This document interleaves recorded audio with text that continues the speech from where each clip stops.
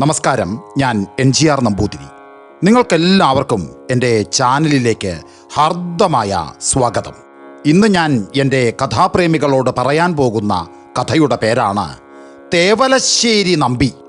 തേവലശ്ശേരി നമ്പിയുടെ ഭവനം തിരുവിതാംകൂറിൽ പ്രസിദ്ധപ്പെട്ട ചെങ്ങന്നൂർ ക്ഷേത്രത്തിൽ നിന്ന് സ്വൽപ്പം തെക്കുമാറിയായിരുന്നു. ഈ കുടുംബക്കാരെ തേവലശ്ശേരി താൻ എന്നും പറഞ്ഞിരുന്നു. ഇവർ അമ്പലവാസി വർഗത്തിൽ ഉൾപ്പെട്ട ഒരു ജാതിക്കാരാണ്. ഇവർക്ക് പാരമ്പര്യമായിട്ടുള്ള കുലവിദ്യ മന്ത്രവാദമായിരുന്നു. ഇവരുടെ കുടുംബവകയായി ആറന്മുള വടക്കേക്കര നെടുമ്പ്രയാർ എന്ന ദേശത്ത് ഏതാനും സ്ഥാവര വസ്തുക്കളും ഒരു കളരിയുമുണ്ട്. ആ കളരിയിൽ പ്രതിഷ്ഠിക്കപ്പെട്ടിരുന്ന മൂർത്തി ഭദ്രകാളിയാണ്. തേവലശ്ശേരി നമ്പിയുടെ ഗൃഹത്തിലുണ്ടാകുന്ന പുരുഷന്മാരെല്ലാവരും ഉപനയനവും സമാവർത്തനവും കഴിഞ്ഞാൽ അവിടെ ചെന്ന് ഒരു സംവത്സരക്കാലം ഭജിച്ച് പാർക്കുക മുമ്പിനാലേയുള്ള ഒരു പതിവാണ്. അക്കാലത്താണ് അവർ മന്ത്രവാദം പഠിക്കുകയും മന്ത്രദീക്ഷ നിർവഹിക്കുകയും മന്ത്രസിദ്ധി വരുത്തുകയും പതിവ്. ആ കാലത്ത് അവരെ മന്ത്രവാദ ഗ്രന്ഥങ്ങൾ നോക്കുന്നതിനും പഠിപ്പിക്കുന്നതിനും ഉപദേശിക്കുന്നതിനും മറ്റുമായി ഗൃഹത്തിൽ നിന്ന് വയോവൃദ്ധന്മാരും വിദ്യാവൃദ്ധന്മാരുമായിട്ടുള്ളവരിൽ ഒരാൾ കൂടി അവിടെ ചെന്ന് പാർക്കുകയും ഒരു പതിവാണ്. ഇങ്ങനെ ആ സംവത്സര ഭജനം കഴിഞ്ഞതിന് ശേഷമേ അവർ മന്ത്രവാദം ചെയ്തു തുടങ്ങാറുള്ളൂ.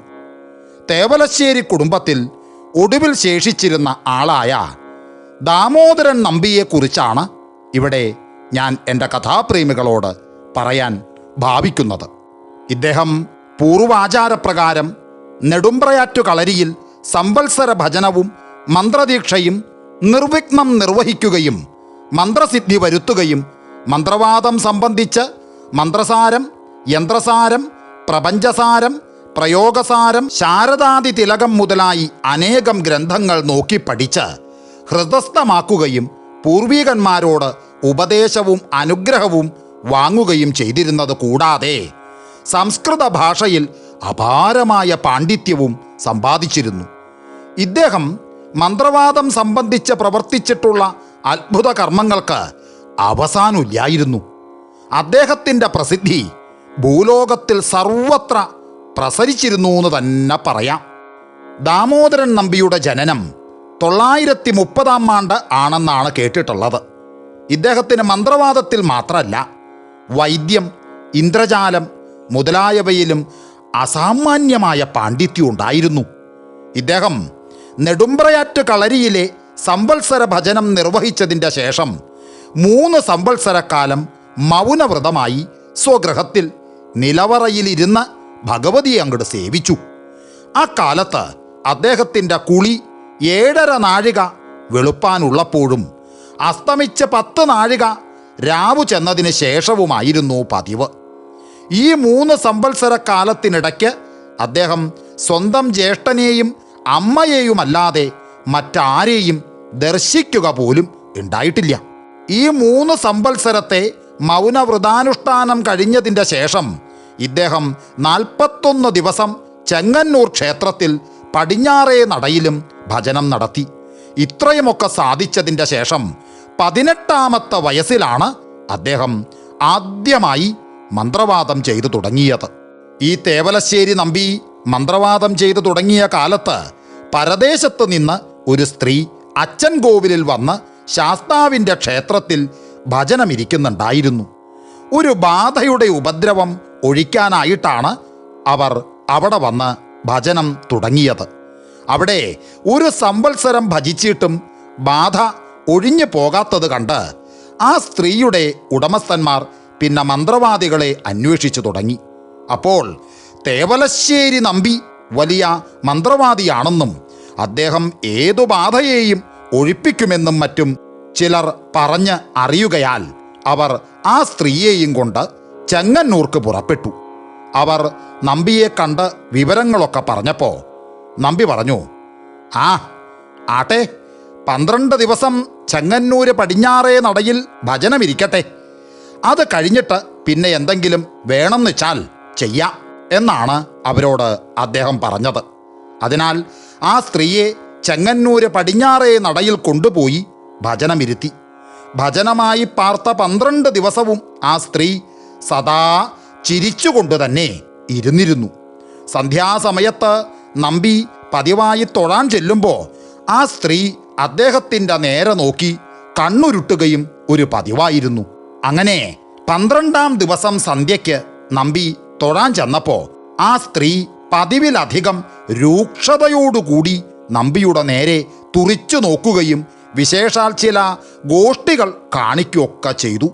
ഉടനെ നമ്പി ശാന്തിക്കാരനെ വിളിച്ചു പറഞ്ഞു, ഇന്നിന്ന മന്ത്രങ്ങൾ കൊണ്ട് ഇത്ര ഉരു വീതം പുഷ്പാഞ്ജലി ചെയ്യണം. അത് കഴിയുമ്പോഴേക്കും ഞാനൊന്ന് പോയി വരാം എന്ന് പറഞ്ഞ് ചട്ടം കെട്ടിയിട്ട് അവിടെ നിന്ന് പോയി.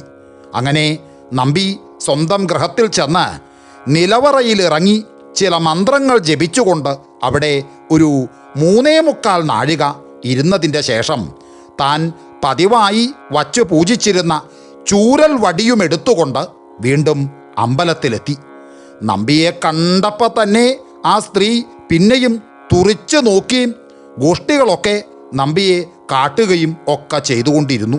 ഉടനെ നമ്പിയോട് ആ സ്ത്രീ ചോദിച്ചു, എന്താ വടി കൊണ്ടുവന്നിരിക്കണത്? എന്നെ അടിച്ചോടിക്കാമെന്ന് വിചാരിച്ചായിരിക്കും അല്ലേ?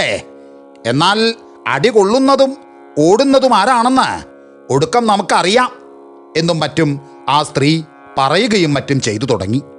നമ്പി അതൊന്നും കണ്ടതായിട്ടും കേട്ടതായിട്ടും ഭാവിക്കാതെ അമ്പലത്തിനകത്തേക്ക് ചെന്നു. അപ്പോഴേക്കും പുഷ്പാഞ്ജലി കഴിഞ്ഞിരുന്നതിനാൽ പ്രസാദം, അതായത് പുഷ്പാഞ്ജലി കഴിച്ച പൂവ്, അത് വാങ്ങിക്കൊണ്ട് നമ്പി പുറത്തിറങ്ങി അമ്പലത്തിന് 3 പ്രദക്ഷിണം വച്ച് പടിഞ്ഞാറേ നടയിലെത്തി. ആ സ്ത്രീ അപ്പോഴും ചില ഗോഷ്ഠികളൊക്കെ കാട്ടിയും മറ്റും ചെയ്യുന്നുണ്ടായിരുന്നു. നമ്പി പുഷ്പാഞ്ജലി പ്രസാദം ആ സ്ത്രീയുടെ ശിരസിലിട്ട് ചൂരൽ വടി അവരുടെ കയ്യിൽ കൊടുത്തു. അവൾ തുള്ളിക്കൊണ്ട് ആ വടി വാങ്ങി തന്നെത്താൻ അങ്ങട് അടി തുടങ്ങി. അങ്ങനെ കുറച്ച് കഴിഞ്ഞപ്പോൾ ആ സ്ത്രീ പറഞ്ഞു, അയ്യോ അവശതിയായി, ഞാൻ പൊയ്ക്കൊള്ളാമേ. എൻ്റെ അമ്മ എന്നോടിങ്ങനെ ചെയ്യുമെന്ന് ഞാൻ വിചാരിച്ചിരുന്നില്ല. എനിക്ക് നിവർത്തിയില്ലാതെ ആയിരിക്കണു. അതിനാൽ ഞാൻ ഇനി ഒരിക്കലും ഈ ദേഹത്തെ ബാധിക്കില്ലെന്ന് സത്യം ചെയ്ത് ഒഴിഞ്ഞു പോയിക്കൊള്ളാം എന്നൊക്കെ അങ്ങോട്ട് വിളിച്ചു പറഞ്ഞു തുടങ്ങി. അത് കേട്ട ഉടനെ ഒന്ന് പുഞ്ചിരിച്ചുകൊണ്ട് നമ്പി സത്യവാചകം പറഞ്ഞു കൊടുക്കുകയും ബാധ അപ്രകാരം സത്യം ചെയ്ത് ഒഴിഞ്ഞു പോവുകയും സ്ത്രീ സ്വസ്ഥതയെ പ്രാപിക്കുകയും ഒക്കെ ചെയ്തു. ആ സ്ത്രീയുടെ ഭർത്താവ് അമ്പലത്തിൽ അനേകം വഴിപാടുകളൊക്കെ നടത്തിയും നമ്പിക്ക് പട്ടുകളും മുണ്ടുകളും പണവും മറ്റുമായി അസംഖ്യം സമ്മാനങ്ങളൊക്കെ കൊടുക്കുകയും ചെയ്തിട്ട് സ്ത്രീയെയും കൊണ്ട് പരിവാര സമേതം സ്വദേശത്തേക്ക് അങ്ങോട്ട് മടങ്ങിപ്പോയി. നമ്പി പട്ടും പണവുമെല്ലാം ചെങ്ങന്നൂർ ഭഗവതിക്ക് വഴിപാടായി നടക്കൽ വച്ചിട്ട് മുണ്ടുകൾ മാത്രം സ്വന്തം ഗൃഹത്തിലേക്ക് കൊണ്ടുപോവുകയും ചെയ്തു. ഈ മന്ത്രവാദം കഴിഞ്ഞപ്പോൾ നമ്പിയുടെ കീർത്തി പരദേശങ്ങളിലും പൂർവാധികം അങ്ങോട്ട് വ്യാപിച്ചു. മന്ത്രവാദം സംബന്ധിച്ച് മോഹനം, സ്തംഭനം, ബന്ധനം, മാരണം, വിദ്വേഷണം, വശീകരണം, ആകർഷണം, ഉച്ചാടനം മുതലായ പ്രയോഗങ്ങളെല്ലാം നമ്പിക്കറിയാമായിരുന്നു. എന്നല്ല, അദ്ദേഹത്തിന് അറിഞ്ഞുകൂടാത്തതായി ഒന്നും തന്നെ ഇല്ലായിരുന്നു എന്ന് തീർച്ചയായിട്ട് നമുക്ക് പറയാം. യക്ഷി, ഗന്ധർവൻ മുതലായവരെ വരുത്തി അദ്ദേഹം പലരെയും പ്രത്യക്ഷമായി കാണിച്ചിട്ടുണ്ട്.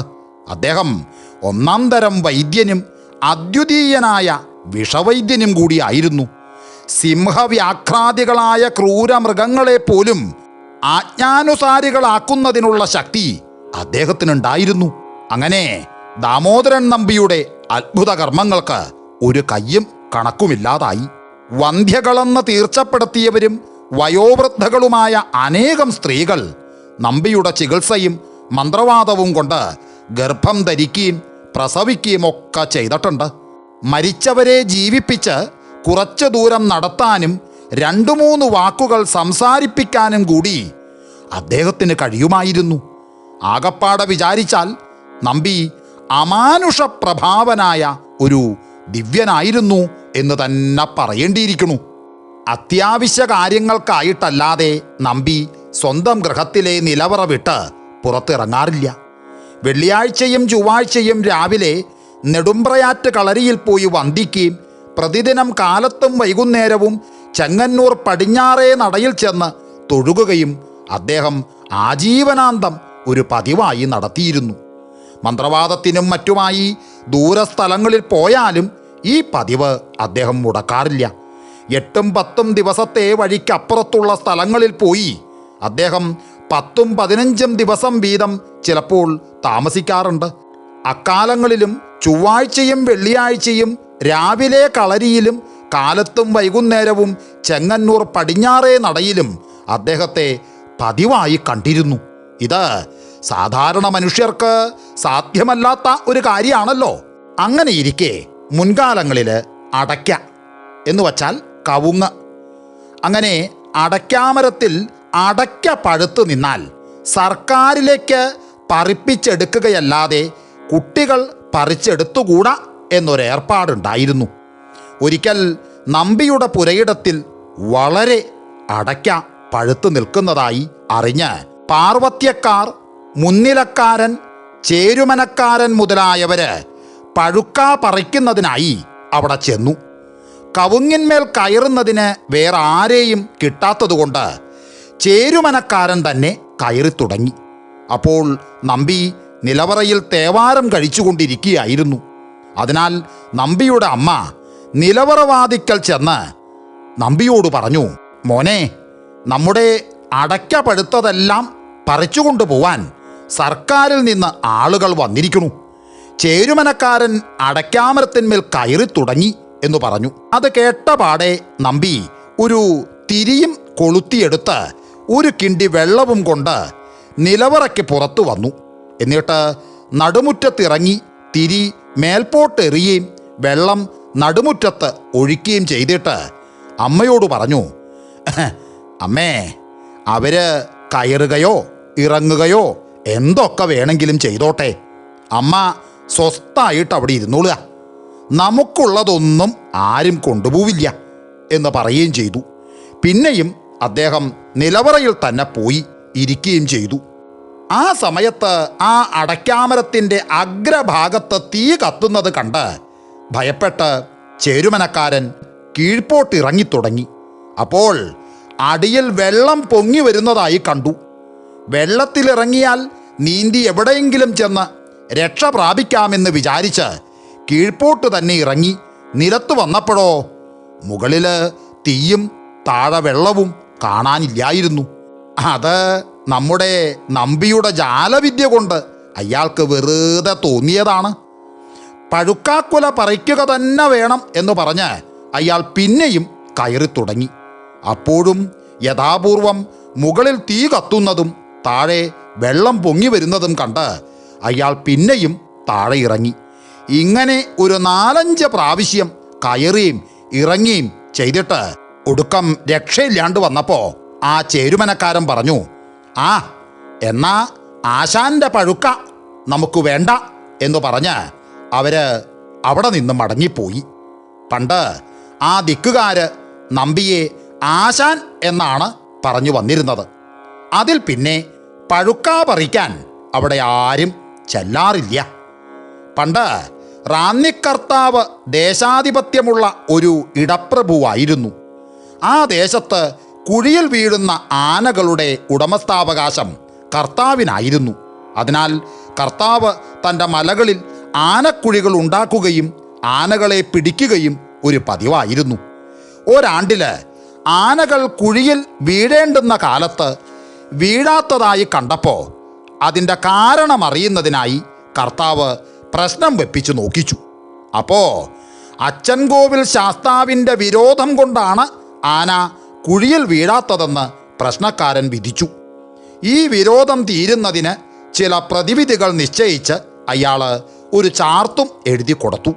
ആ ചാർത്തിൻ പ്രകാരമുള്ള പ്രതിവിധികളെല്ലാം ചെയ്തിട്ടും ആ ആണ്ടിൽ ആനകളെ പിടിക്കുന്ന കാര്യം അസാധ്യമായതുകൊണ്ട് കർത്താവിന് വളരെ മനസ്താപമുണ്ടായി. അങ്ങനെ ഇരിക്കുന്ന കാലത്ത് സമീപമൊരു സ്ഥലത്ത് ഒരു മന്ത്രവാദത്തിനായി തേവലശ്ശേരി നമ്പി വന്നിട്ടുണ്ടെന്ന് കേട്ട് കർത്താവും അവിടെ ചെന്ന് നമ്പിയെ കണ്ട് വിവരങ്ങളൊക്കെ പറഞ്ഞു. അപ്പോൾ നമ്പി പറഞ്ഞു, ആ ഇതിനെക്കുറിച്ച് ഒട്ടും അങ്ങ് കുണ്ഠിതപ്പെടേണ്ട ആവശ്യമില്ല. കാര്യം ഞാൻ സാധിപ്പിച്ചു തന്നോളാം. അങ്ങേക്ക് 9 കുഴികളല്ലേ ഉള്ളത്? അവയിലെല്ലാം ഇന്ന് രാത്രിയിൽ തന്നെ ആന വീഴും.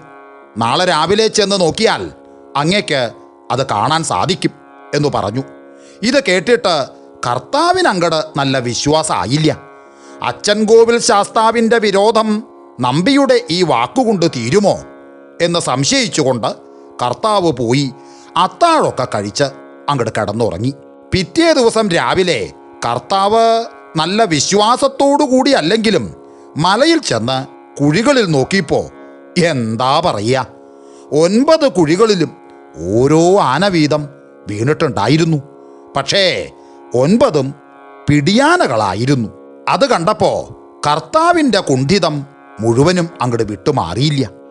ആ ആനകളെ കുഴിയിൽ നിന്ന് കയറ്റി കൂടുകളിലാക്കി അടയ്ക്കാൻ ഏർപ്പാട് ചെയ്തിട്ട് കർത്താവ് ചെന്ന് പിന്നെയും നമ്പിയെ കണ്ടു.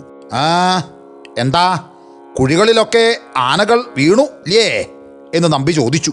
അത് കേട്ടപ്പോൾ കർത്താവ് പറഞ്ഞു, അല്ല, ആനകളൊക്കെ വീണു, പക്ഷേ എല്ലാം പിടിയാനകളാണ്. ഒരു 2-3 എണ്ണെങ്കിലും കൊമ്പനായിരുന്നില്ലല്ലോ എന്നുള്ള മനസ്താവേ ഉള്ളൂ എന്ന് കർത്താവ് പറഞ്ഞു.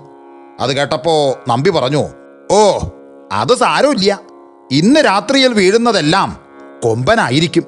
എന്നാ പോരെ, അങ്ങ് പോയി കുഴികൾക്ക് അറ്റകുറ്റം വല്ലതും വന്നിട്ടുണ്ടെങ്കിൽ തീർത്ത് എല്ലാം ശരിയാക്കി ഇടിയിക്കണം എന്ന് പറഞ്ഞ് കർത്താവിനെ അങ്ങടയച്ചു. കർത്താവ് പോയി കുഴികളെല്ലാം അറ്റകുറ്റങ്ങൾ തീർത്ത് ശരിയാക്കി അങ്ങട് ഇടുകയും ചെയ്തു. അങ്ങനെ അന്ന് രാത്രിയിൽ കർത്താവ് കിടന്നുറങ്ങിയപ്പോൾ ഒരു സ്വപ്നം കണ്ടു. കുഴികളിലെല്ലാം ആനകൾ വീണിട്ടുണ്ട്. എല്ലാം കൊമ്പനാന തന്നെയാണ്. എങ്കിലും 5ാമത്തെ കുഴിയിൽ വീണിരിക്കുന്ന ആ ആനയെ തേവലശ്ശേരി നമ്പി കൂടി വരാതെ കുഴിയിൽ നിന്ന് കരയ്ക്ക് കയറ്റരുത്, അല്ലെങ്കിൽ ആപത്തുണ്ടാകും എന്നായിരുന്നു സ്വപ്നത്തിൻ്റെ സാരം. അങ്ങനെ പിറ്റേ ദിവസം രാവിലെ കർത്താവ് മലയിൽ ചെന്ന് കുഴികളിൽ നോക്കിയപ്പോൾ എല്ലാ കുഴികളിലും ആനകൾ വീണിട്ടുണ്ടായിരുന്നു. എല്ലാം കൊമ്പനാനകളുമായിരുന്നു. അപ്പോൾ കർത്താവിനുണ്ടായ സന്തോഷം എത്രമാത്രമാണെന്ന് പറയാൻ പ്രയാസ. ഉടനെ താപ്പാനകളെയും മറ്റും വരുത്തി 4 കുഴികളിലെ ആനകളെ കയറ്റി, എന്നിട്ട് അതിനെയൊക്കെ കൂടുകളിലാക്കി അടച്ചു. 5ാമത്തെ കുഴിയിലെ ആനയെ കയറ്റാൻ നമ്പിയെ കൂടി വരുത്തിയിട്ടാവാമെന്ന് വിചാരിച്ച് കർത്താവ് നമ്പി വന്നിരുന്ന സ്ഥലത്തേക്ക് പോയി. അവിടെ ചെന്ന് അന്വേഷിച്ചപ്പോൾ നമ്പി ഒരു മന്ത്രവാദത്തിനായി ചെങ്കോട്ടയ്ക്ക് സമീപം ഒരു സ്ഥലത്തേക്ക് തലേ ദിവസം രാത്രിയിൽ തന്നെ പോയി എന്നും അവിടെ നിന്നും 2-3 ആളുകൾ വന്ന് 4-5 ദിവസം മുമ്പേ മുതൽക്കു തന്നെ നിർബന്ധിച്ചു കൂട്ടിക്കൊണ്ടുപോയി എന്നും കേട്ടപ്പോൾ കർത്താവ് ഇച്ഛാഭംഗത്തോടു കൂടി മടങ്ങിപ്പോന്നു. അങ്ങനെ അദ്ദേഹം 5ാമത്തെ കുഴിയുടെ സമീപത്ത് ചെന്ന് സൂക്ഷിച്ച് നോക്കിയപ്പോൾ മറ്റുള്ള ആനകളൊക്കെ പോയാലും ആ കുഴിയിൽ വീണിരിക്കുന്ന ആനയെ ഏതു വിധത്തിലും ക്ഷണത്തിൽ കുഴിയിൽ നിന്ന് കയറ്റി കൂട്ടിലാക്കി അടയ്ക്കണമെന്ന് അദ്ദേഹത്തിന് തോന്നി. കാരണം സകല ലക്ഷണങ്ങളും പൂർണ്ണമായി തികഞ്ഞ ഒരൊന്നാം തരം കൊമ്പനായിരുന്നു ആ കുഴിയിൽ വീണിരുന്നത്. അഴകുകൊണ്ടും പുഷ്ടി കൊണ്ടും ലക്ഷണങ്ങൾ കൊണ്ടും മറ്റും ഇത്രയും യോഗ്യത തികഞ്ഞ ഒരാനയെ കർത്താവ് അതിനു മുമ്പ് ഒരിക്കലും ഒരിടത്തും കണ്ടിട്ടുണ്ടായിരുന്നില്ല. അതിനാൽ ഉടനെ ആ ആനയെ കുഴിയിൽ നിന്ന് കയറ്റാനുള്ള ശ്രമം കർത്താവ് തുടങ്ങി. ആ സമയം അതിഭയങ്കര മൂർത്തിയായ ഒരു വലിയ വ്യാഘ്രം പെട്ടെന്ന് കാട്ടിൽ നിന്ന് ചാടി ഇറങ്ങി വന്ന് കർത്താവിനെ കടിച്ചെടുത്തുകൊണ്ട് കാട്ടിലേക്ക് തന്നെ അങ്ങോട്ട് കയറിപ്പോയി. ആ സമയത്ത് അവിടെയുണ്ടായിരുന്ന വേലക്കാരും മറ്റും ഭയം കൊണ്ടും പരിഭ്രമം കൊണ്ടും വ്യസനം കൊണ്ടും വിവശന്മാരായി തീർന്നുവെന്നുള്ളത് വിശേഷിച്ച് എൻ്റെ കഥാപ്രേമികളോട് പറയണമെന്നില്ലല്ലോ. എല്ലാവരും അവിടെ നിന്ന് 4 വഴിക്കായി ക്ഷണത്തിൽ അങ്ങോട്ട് ഓടിപ്പോയി. ആ സമയത്ത് നമ്മുടെ നമ്പി മന്ത്രവാദത്തിന് പോയ സ്ഥലത്തെ ആ കഥ എൻ്റെ കഥാപ്രേമികളോട് പറയാം. അവിടെ ഒരു സ്ത്രീക്ക് ഒരു ഗന്ധർവൻ്റെ ഉപദ്രവം ഉണ്ടായിരുന്നു. അനേകം മന്ത്രവാദികൾ ആ ഗന്ധർവനെ ഒഴിക്കാനായി പഠിച്ച വിദ്യകളെല്ലാം പ്രയോഗിച്ചു നോക്കി.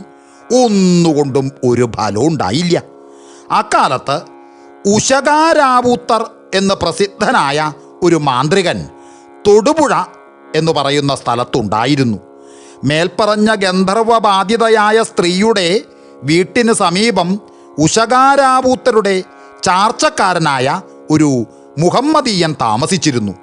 അവൻ മുഖാന്തരം രാവൂത്തരെയും അവിടെ കൊണ്ടുപോയി മന്ത്രവാദം ചെയ്യിപ്പിച്ചിട്ടുണ്ടായിരുന്നു. രാവൂത്തര് പഠിച്ച വിദ്യകളെല്ലാം പ്രയോഗിച്ച് നോക്കിയിട്ടും ഗന്ധർവനെ ഒഴിക്കാൻ കഴിഞ്ഞില്ല. ഇനി വേറെ വല്ല മന്ത്രവാദികളും വന്ന് ഈ ഗന്ധർവനെ ഒഴിക്കുകയാണെങ്കിൽ അത് തനിക്ക് കുറച്ചലായി തീരൂലോ എന്ന് വിചാരിച്ച് ആര് വിചാരിച്ചാലും ആ ഗന്ധർവനെ ഒഴിക്കാൻ കഴിയാത്ത വിധത്തിൽ ചില പ്രയോഗങ്ങൾ കൂടി ചെയ്യുകയും ഇനി ഈ വീട്ടുകാർ വല്ല മന്ത്രവാദികളെയും ഇവിടെ വരുത്തുന്നതായാൽ ഉടനെ ആ വിവരം തന്നെ അറിയിക്കണമെന്ന് തൻ്റെ ആ ചാർച്ചക്കാരനോട് പറഞ്ഞ് ചട്ടം കെട്ടുകയും ചെയ്തിട്ടാണ് ഒടുക്കം രാവൂത്തർ അവിടെ നിന്നും മടങ്ങിപ്പോയത്. രാവൂത്തറുടെ ഈ ഗൂഢപ്രയോഗങ്ങൾ ആരും അറിഞ്ഞിരുന്നില്ല. ഇങ്ങനെ ഇരുന്ന സമയത്താണ് ആ സ്ത്രീയുടെ ഉടമസ്ഥന്മാർ തേവലശ്ശേരി നമ്പിയെ അവിടെ കൂട്ടിക്കൊണ്ടുപോയത്. നമ്പിയെ കൊണ്ടുവരാൻ ആൾ പോകുന്നു എന്ന് കേട്ട ക്ഷണത്തിൽ രാവൂത്തരുടെ ചാർച്ചക്കാരനായ ആ മുഹമ്മദീയൻ വിവരം രാവൂത്തരെ അറിയിക്കുകയും നമ്പി അവിടെ എത്തുന്നതിന് മുമ്പ് തന്നെ രാവൂത്തർ ആ ചാർച്ചക്കാരൻ്റെ വീട്ടിലെത്തി താമസം തുടങ്ങിയും ചെയ്തിരുന്നു. ഈ വിവരമൊന്നും അറിയാതെ നമ്പി അവിടെ ചെന്ന് ചേർന്നു. ആ സ്ത്രീയുടെ ഭർത്താവ് മുതലായവർ നമ്പിയെ സാദരം സ്വീകരിക്കുകയും അദ്ദേഹത്തിന് ഭക്ഷണത്തിനും മറ്റും വെടുപ്പായി ഏർപ്പാട് ചെയ്തു കൊടുക്കുകയൊക്കെ ചെയ്തു. എന്നിട്ട് ഈ ഗന്ധർവൻ്റെ ഉപദ്രവം നിമിത്തമുണ്ടായിട്ടുള്ള കഷ്ടനഷ്ടങ്ങളെക്കുറിച്ചും ഈ ബാധ ഒഴിക്കുന്നതിനായി ഓരോ മന്ത്രവാദികളെ വരുത്തി മന്ത്രവാദികൾ ചെയ്യിച്ച വിവരവും ഒക്കെ വിസ്തരിച്ച് നമ്പിയോട് പറയുകയും അതുപോലെ തന്നെ ഏതുവിധവും ഈ ഉപദ്രവം ഒഴിച്ചു കൊടുക്കണമെന്ന് അപേക്ഷിക്കുകയൊക്കെ ചെയ്തു. അത് കേട്ടപ്പോൾ നമ്പി പറഞ്ഞു, പല യോഗ്യന്മാർ പരീക്ഷിച്ചിട്ട് സാധിക്കാത്ത കാര്യം സാധിക്കാമെന്ന് ഞാൻ ഉറപ്പ് പറയണില്ല. എന്നാൽ കഴിയുന്നതും ഞാനും ചെയ്തു നോക്കാമെന്ന് മാത്രമേ ഇപ്പോൾ പറയാൻ നിവൃത്തിയുള്ളൂ. എങ്കിലും ഭഗവതിയുടെ കാരുണ്യം കൊണ്ട് സാധിക്കാതെ വരില്ല എന്നാണ് എൻ്റെ വിശ്വാസം. ഞാൻ ഒരു മന്ത്രവാദത്തിന് ചെന്നിട്ട് ബാധ ഒഴിയാതെ ഇതുവരെ ഉണ്ടായിട്ടില്ല. അതിനാൽ ഇതും ഒഴിയുമെന്ന് തന്നെ വിചാരിക്കാം എന്ന് പറയുകയും വേണ്ടുന്ന ഉപകരണങ്ങൾക്കും മറ്റും ഒരു ചാർത്ത് എഴുതി കൊടുക്കുകയൊക്കെ ചെയ്തു. നമ്പിയുടെ മന്ത്രവാദത്തിന് അധികമായിട്ട് ഉപകരണങ്ങളൊന്നും പതിവില്ല. നമ്പി ആദ്യം തന്നെ പത്മമിട്ട് വിളക്ക് വച്ച് ഭഗവതിക്ക് ഒരു പൂജ അങ്ങോട്ട് കഴിക്കും. പിന്നെ ഉമിച്ചാരം കൊണ്ട് ഒരു ചക്രം വരച്ച് വച്ച് അതിൽ പിണിയാളെ അങ്ങോട്ട് ഇരുത്തും. ഈ പിണിയാൾ എന്ന് പറഞ്ഞാൽ ഈ ബാധ കയറിയ വ്യക്തിയാണ് പിണിയാൾ എന്ന് പറയുക. പിണിയാളുടെ അടുക്കൽ ഒരു ചൂരൽ വടിയും ജപിച്ചു വയ്ക്കും.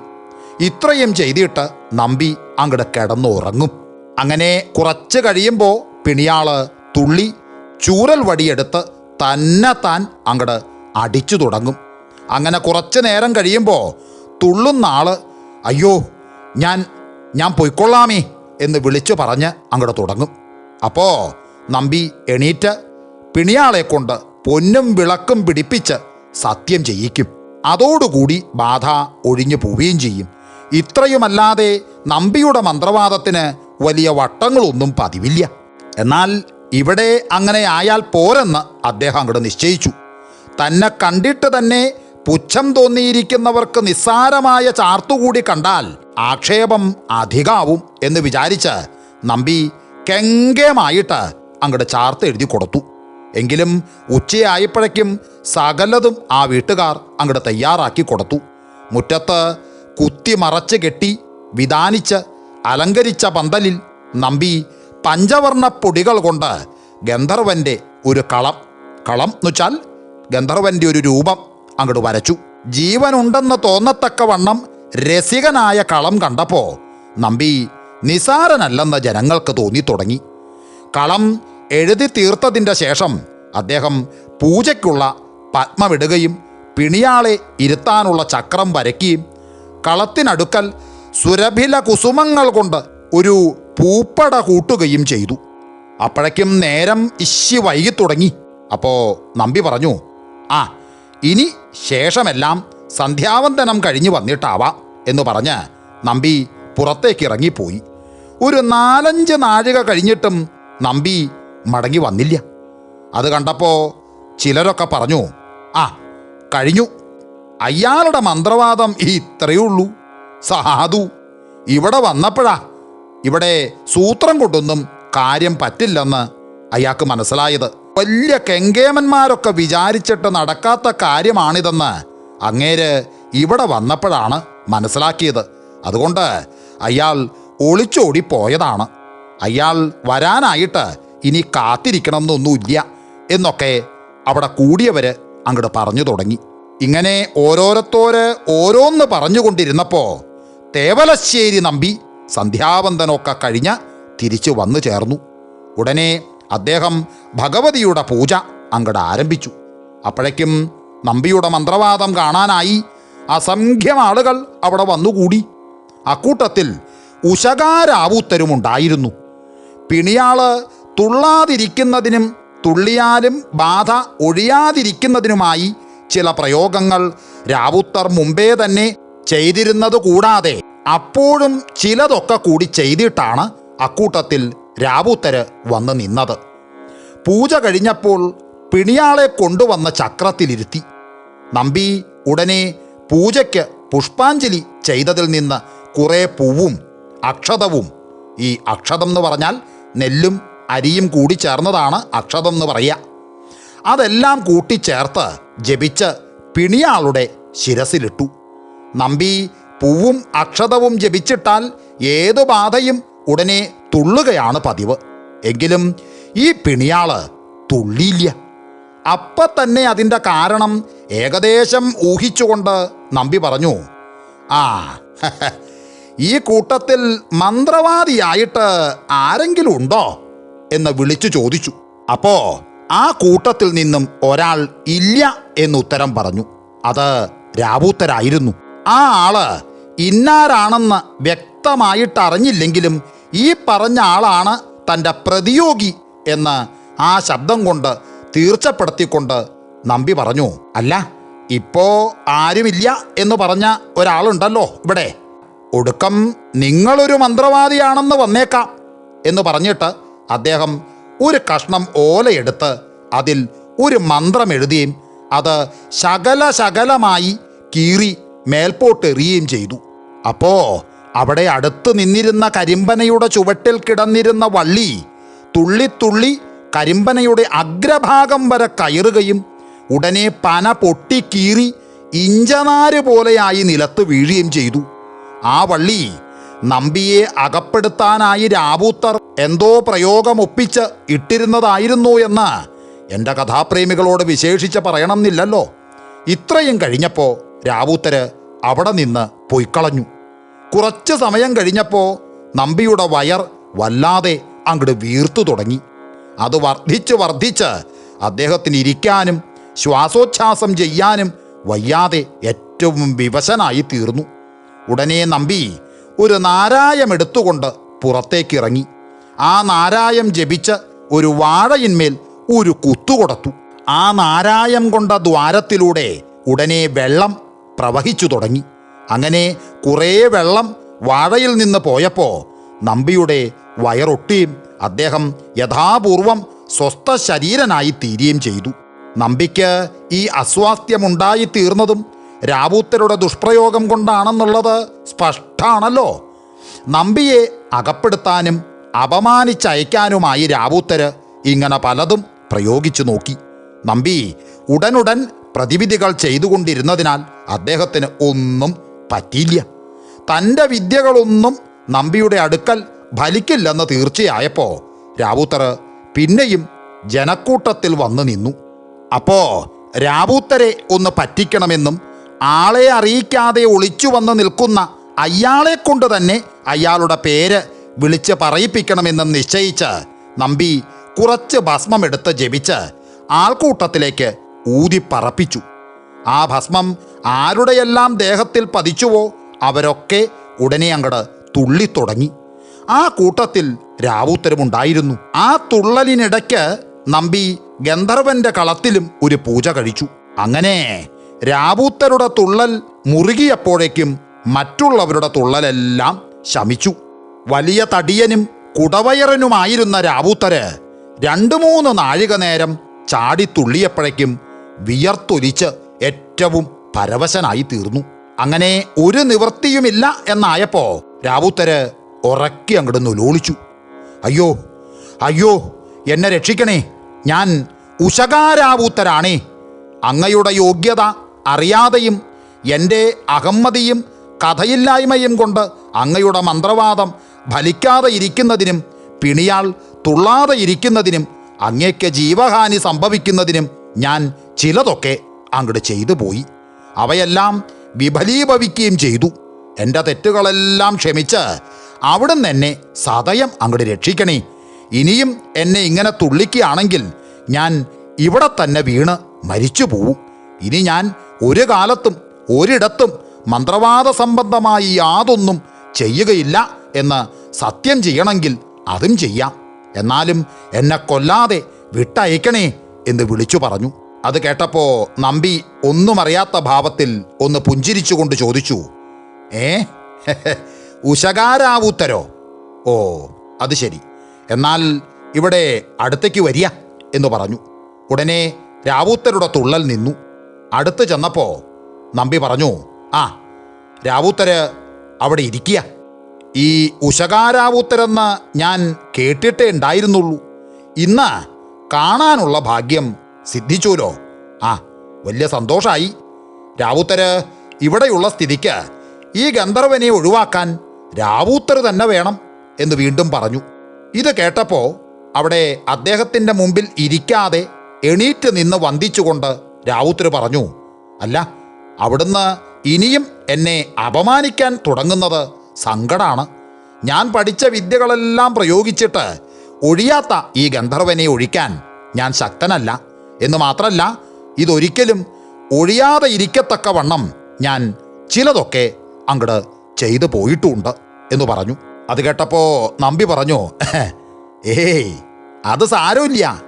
അങ്ങനെ വല്ലതും ചെയ്തിട്ടുണ്ടെങ്കിൽ അതിന് പരിഹാരം ചെയ്താൽ മതിയല്ലോ എന്ന് പറഞ്ഞു. ഉടനെ രാവൂത്തര് പറഞ്ഞു, അല്ല, പരിഹാരമില്ലാത്ത പ്രവൃത്തികളാണ് ഞാൻ ചെയ്തു പോയിട്ടുള്ളത് എന്ന് പറഞ്ഞു.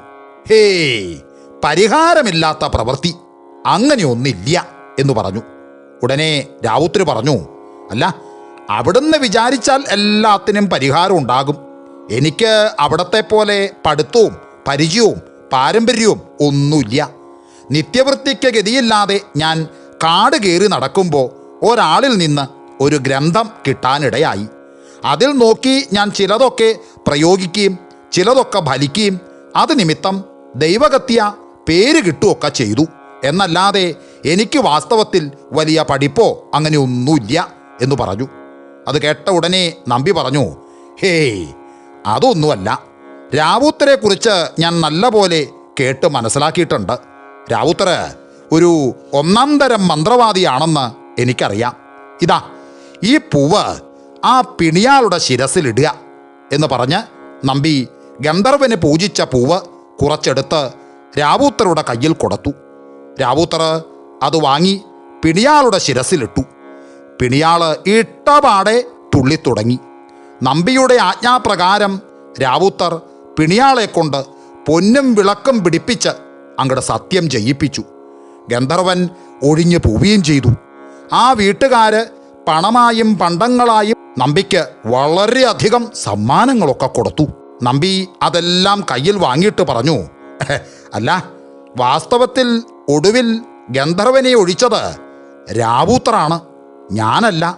അതുകൊണ്ട് രാവൂത്തർ ഇതൊഴിച്ചതുകൊണ്ട് ഈ പറയുന്ന സമ്മാനങ്ങൾക്കൊക്കെ അർഹൻ രാവൂത്തറാണ് എന്ന് പറഞ്ഞ് അതെല്ലാം രാവൂത്തർക്ക് നമ്പി അങ്ങോട്ട് കൊടുക്കുകയും ചെയ്തു. എന്നാ സത്യത്തിൽ രാവുത്തർ അതെല്ലാം വാങ്ങാൻ അങ്ങോട്ട് വളരെ മടിച്ചു. ഒടുക്കം നമ്പിയുടെ നിർബന്ധം കൊണ്ട് മനസ്സില്ലാ മനസ്സോടെ അവയെല്ലാം റാവുത്തർ വാങ്ങി. എന്നാലും എന്നെങ്കിലും ഈ നമ്പിയെ അകപ്പെടുത്തണം എന്ന് തന്നെയായിരുന്നു അപ്പോഴും രാവുത്തരുടെ മനസ്സിലുള്ള വിചാരം. അങ്ങനെ മന്ത്രവാദമെല്ലാം കഴിഞ്ഞ ഉടനെ നമ്പി സ്വദേശത്തേക്ക് പുറപ്പെട്ടു. നമ്പി ഒരിക്കലും വാല്യക്കാരെ കൊണ്ട് നടക്കാറില്ല. വാല്യക്കാർക്ക് പകരം അദ്ദേഹം ചില സേവാമൂർത്തികളെയാണ് ഉപയോഗപ്പെടുത്തുക പതിവ്. ഈ യാത്രയും അങ്ങനെ തന്നെയായിരുന്നു. രാത്രി ആയിരുന്നതുകൊണ്ട് ചില മൂർത്തികൾ വിളക്കുമായി മുൻപേ നടന്നു. പിന്നാലെ നമ്പിയും പോയി. നമ്പി ചെങ്കോട്ട, തെങ്കാശി മുതലായ കിഴക്കൻ ദിക്കുകളിലേക്ക് പോവുകയും മടങ്ങി വരികയും ഒക്കെ ചെയ്യുന്നത് ഈ അച്ഛൻ കോവിൽ വഴിക്കാണ് പതിവ്. അതിനാൽ ഈ പ്രാവശ്യവും ആ വഴിക്ക് തന്നെയാണ് പോയത്. രാത്രി ഏകദേശം 1 മണിയായപ്പോൾ അദ്ദേഹം അച്ഛൻ കോവിലിന് സ്വൽപ്പം കിഴക്ക് വന്നു. ആ സമയത്ത് കറുത്ത് തടിച്ച് കൂറ്റനായ ഒരു പാണ്ടിപ്പിള്ള കാട്ടിൽ നിന്ന് ഇറങ്ങി വന്ന് നമ്പിയോട് ചോദിച്ചു, ഹേയ്, ഈ അസമയത്ത് ഇതിലെ കടന്നു പോകുന്നത് ആരാ എന്ന് ചോദിച്ചു. നമ്പി അതിന് മറുപടി ഒന്നും പറഞ്ഞില്ല. അത് കണ്ടപ്പോൾ ആ പാണ്ടിപ്പിള്ളയ്ക്ക് ദേഷ്യം അങ്ങോട്ട് സഹിച്ചില്ല. ഓഹോ, മനസ്സിലായി. അച്ഛൻ കോവിലിൽ അയ്യപ്പനെ ജയിച്ച് റാന്നിക്കർത്താവിൻ്റെ കുഴികളിൽ ആനകളെ വീഴിച്ചു കൊടുത്ത ആളാണ് അല്ലേ? കർത്താവിനെ അയ്യപ്പൻ്റെ കാട്ടുനായ്ക്കൾ പിടിച്ചുകൊണ്ടുപോയി. ഇത് അയ്യപ്പൻ്റെ കാട്ടുനായ്ക്കൾ ധാരാളമുള്ള ദിക്കാണ്, സൂക്ഷിച്ച് നടന്നോളുക എന്ന് വീണ്ടും പറഞ്ഞു. അതിനും നമ്പി മറുപടി യാതൊന്നും പറഞ്ഞില്ല. എങ്കിലും നമ്പി അയാളുടെ നേരെ തിരിഞ്ഞു നിന്ന് ഒരാകർഷണവും ബന്ധനവും ഒരുമിച്ച് കഴിച്ചുകൊണ്ട് പിന്നെയും നടന്നു തുടങ്ങി. നമ്പിയുടെ പിന്നാലെ പിള്ളയും നടന്നു. അങ്ങനെ കുറച്ച് ദൂരം നടന്നു കഴിഞ്ഞപ്പോൾ ആ പാണ്ടിപ്പിള്ള ചോദിച്ചു, ഹേയ്, അങ്ങ് എന്തിനാണ് എൻ്റെ കഴുത്തിൽ കയറിട്ട് കെട്ടി വലിച്ചുകൊണ്ട് പോണത്? എന്നെ വിട്ടയക്കുക. ഞാൻ അച്ഛൻ കോവിൽ അമ്പലത്തിൽ വിളക്ക് വെപ്പുകാരനാണ്. ഭൈരവൻ പിള്ള എന്നാണ് എൻ്റെ പേര്. എന്നെ വിട്ടയച്ചില്ലെങ്കിൽ ഞാൻ പോവും എന്ന് പറഞ്ഞു. അല്ല, പോകാനായി നിങ്ങൾ പല വിദ്യകൾ പ്രയോഗിച്ചു നോക്കിയല്ലോ, എന്നിട്ടെന്താ പോകാഞ്ഞേ? ഇനി ചിലതൊക്കെ കൂടി വിചാരിച്ചിട്ടുണ്ടല്ലോ ഇല്ലേ? അവ കൂടി കഴിയട്ടെ. ഞാൻ നിങ്ങളുടെ കഴുത്തിൽ കയറിട്ട് കെട്ടിവലിക്കുന്നില്ല എന്ന് പറഞ്ഞു. അത് കേട്ടപ്പോൾ ഭൈരവൻ പിള്ള പറഞ്ഞു, അല്ല, അങ്ങേക്ക് കെട്ടിവലിക്കാൻ കയറും മറ്റും വേണമെന്നില്ലല്ലോ എന്ന് പറഞ്ഞു. ഇങ്ങനെ പറഞ്ഞുകൊണ്ട് കുറച്ചു ദൂരം കൂടി നടന്നപ്പോൾ അസംഖ്യം വ്യാഘ്രങ്ങൾ വഴിയിൽ നിരന്നു നിൽക്കുന്നതായി കണ്ടു. ഇവയോട് നമ്പി മുട്ടുമടക്കും. അപ്പോൾ തനിക്ക് പോകാൻ ഒരു മാർഗം ഉണ്ടാകും എന്ന് ഭൈരവൻ പിള്ളയും ഇവയെ കൂടി കൊണ്ടുപോകണം എന്ന് നമ്പിയും അങ്ങോട്ട് നിശ്ചയിച്ചു. വ്യാഘ്രങ്ങളെ കണ്ടിട്ട് നമ്പിക്ക് സ്വൽപ്പം പോലും ഭയവും കൂസലും ഉണ്ടായില്ല. അദ്ദേഹം അവയുടെ അടുക്കൽ കൂടി അങ്ങോട്ട് കടന്നുപോയി. നമ്പിയെ കണ്ട ക്ഷണത്തിൽ ഒരു വലിയ കടുവ കാട്ടിലേക്ക് ഓടിപ്പോയി. ശേഷമുണ്ടായിരുന്നവ നമ്പിയുടെ പിന്നാലെ അങ്ങോട്ട് നടന്നു തുടങ്ങി. അങ്ങനെ അവയുടെ പിന്നാലെ നമ്മുടെ ഭൈരവൻ പിള്ളയും നടന്നു. അങ്ങനെ അടുത്ത ദിവസം സന്ധ്യയ്ക്ക് മുമ്പായി നമ്പി ഈ വ്യാഘ്രങ്ങളോടും ഭൈരവൻ പിള്ളയോടും കൂടി റാന്നിയിൽ കർത്താവിൻ്റെ ഗൃഹത്തിലെത്തി. ആ സമയത്ത് അവിടെ ഉണ്ടായിരുന്നവരെല്ലാം മുമ്പേ കടുവ പിടിച്ചുകൊണ്ടുപോയ ആ റാന്നിയിൽ കർത്താവിൻ്റെ പുല ആചരിച്ചു കൊണ്ടിരിക്കുകയായിരുന്നു. അവിടെയുണ്ടായിരുന്ന കർത്താക്കന്മാര് കാരണവരുടെ മരണവൃത്താന്തം വിവരിച്ച് നമ്പിയോട് പറഞ്ഞുകൊണ്ടിരിക്കുന്ന ആ അവസരത്തിൽ മുമ്പ് നമ്പിയെ കണ്ട ക്ഷണത്തിൽ കാട്ടിലേക്ക് കയറിപ്പോയ ആ കടുവയുടെ കഴുത്തിൽ കയറി റാന്നിയിൽ കർത്താവ് എന്ന കാരണവര് അവിടെ എത്തി. അപ്പോൾ മുമ്പേ അവിടെ വന്ന് നിന്നിരുന്ന വ്യാഘ്രങ്ങളെല്ലാം അവിടെ നിന്ന് ഓടിപ്പോയി. അത് നമ്പി അവയെ ഉച്ചാടനം ചെയ്തിട്ടാണെന്നുള്ളത് പ്രത്യേകിച്ച് പറയണമെന്നില്ലല്ലോ. ഇവയെല്ലാം കണ്ട് അവിടെയുണ്ടായിരുന്നവരെല്ലാം ഭയാത്ഭുത പരവശന്മാരായി അങ്ങോട്ട് തീർന്നു. ആ സമയത്ത് നമ്മുടെ ഭൈരവൻ പിള്ള നമ്പിയോട് ചോദിച്ചു, അല്ല, ഇനിയെങ്കിലും എന്നെ കൂടി വിട്ടയക്കരുതേ എന്ന് അപേക്ഷിച്ചു. അതിന് മറുപടിയായി നമ്പി പറഞ്ഞു, എൻ്റെ മനസ്സോടുകൂടി ഇപ്പോൾ ഞാൻ നിങ്ങളെ വിട്ടയക്കില്ല. പോകാമെങ്കിൽ പൊയ്ക്കൊള്ളുക എന്ന് പറഞ്ഞു. അത് കണ്ടപ്പോൾ കാരണവരായ കർത്താവ് പറഞ്ഞു, അല്ല, ഈ ഭൈരവൻ പിള്ളയെ കണ്ടിട്ട് എന്നെ കടുവ പിടിച്ച് കാട്ടിലേക്ക് കൊണ്ടുപോയി ഞാൻ അവിടെ താമസിച്ചിരുന്ന കാലത്ത് എനിക്ക് ഭക്ഷണവും മറ്റും തന്ന് എന്നെ രക്ഷിച്ചത് ഈ ഭൈരവൻ പിള്ള തന്നെയാണല്ലോ. ഇദ്ദേഹം ഈ കടുവാക്കൂട്ടത്തിൻ്റെ ഒരു മേലാവാണ് എന്ന് പറഞ്ഞു. ആ സമയത്ത് യൂഥത്തലവനായ ആ വലിയ കടുവ ഭൈരവൻ പിള്ളയുടെ പാദങ്ങളെ നക്കുകയും നമസ്കരിക്കുകയും മറ്റും ചെയ്ത് അദ്ദേഹത്തെ അസാമാന്യമായി ബഹുമാനിക്കുന്നതൊക്കെ അവിടെ നിൽക്കുന്ന എല്ലാവരും കണ്ടു. പക്ഷേ അതൊക്കെ നമ്പി കണ്ടു എന്നുണ്ടെങ്കിലും അതത്ര ഗൗനിച്ചില്ല. എന്നിട്ട് നമ്പി കർത്താവിനോട് പറഞ്ഞു, ആ, ഇനി എന്തായാലും ഈ ആണ്ടിൽ ആനകളെ പിടിക്കാൻ ശ്രമിക്കണ്ട. 4ാമത്തെ കുഴിയിൽ വീണ് കിട്ടിയ ആ കൊമ്പനെ അച്ചൻകോവിൽ ശാസ്താവിന് വഴിപാടായി അയച്ചു കൊടുത്തേക്കണം. ഞാൻ ഇപ്പം തന്നെ പോവുകയാണ് എന്ന് പറഞ്ഞ് യാത്രയായി. ഇപ്പം തന്നെ പോകുന്നത് വലിയ സങ്കടമാണ്. ഒരു 2 ദിവസമെങ്കിലും ഇവിടെ താമസിച്ചിട്ട് പോയാൽ മതി എന്നും മറ്റും കർത്താക്കന്മാർ ലൗക്യം പറഞ്ഞു. എങ്കിലും നമ്പി അതൊന്നും അനുവദിച്ചില്ല.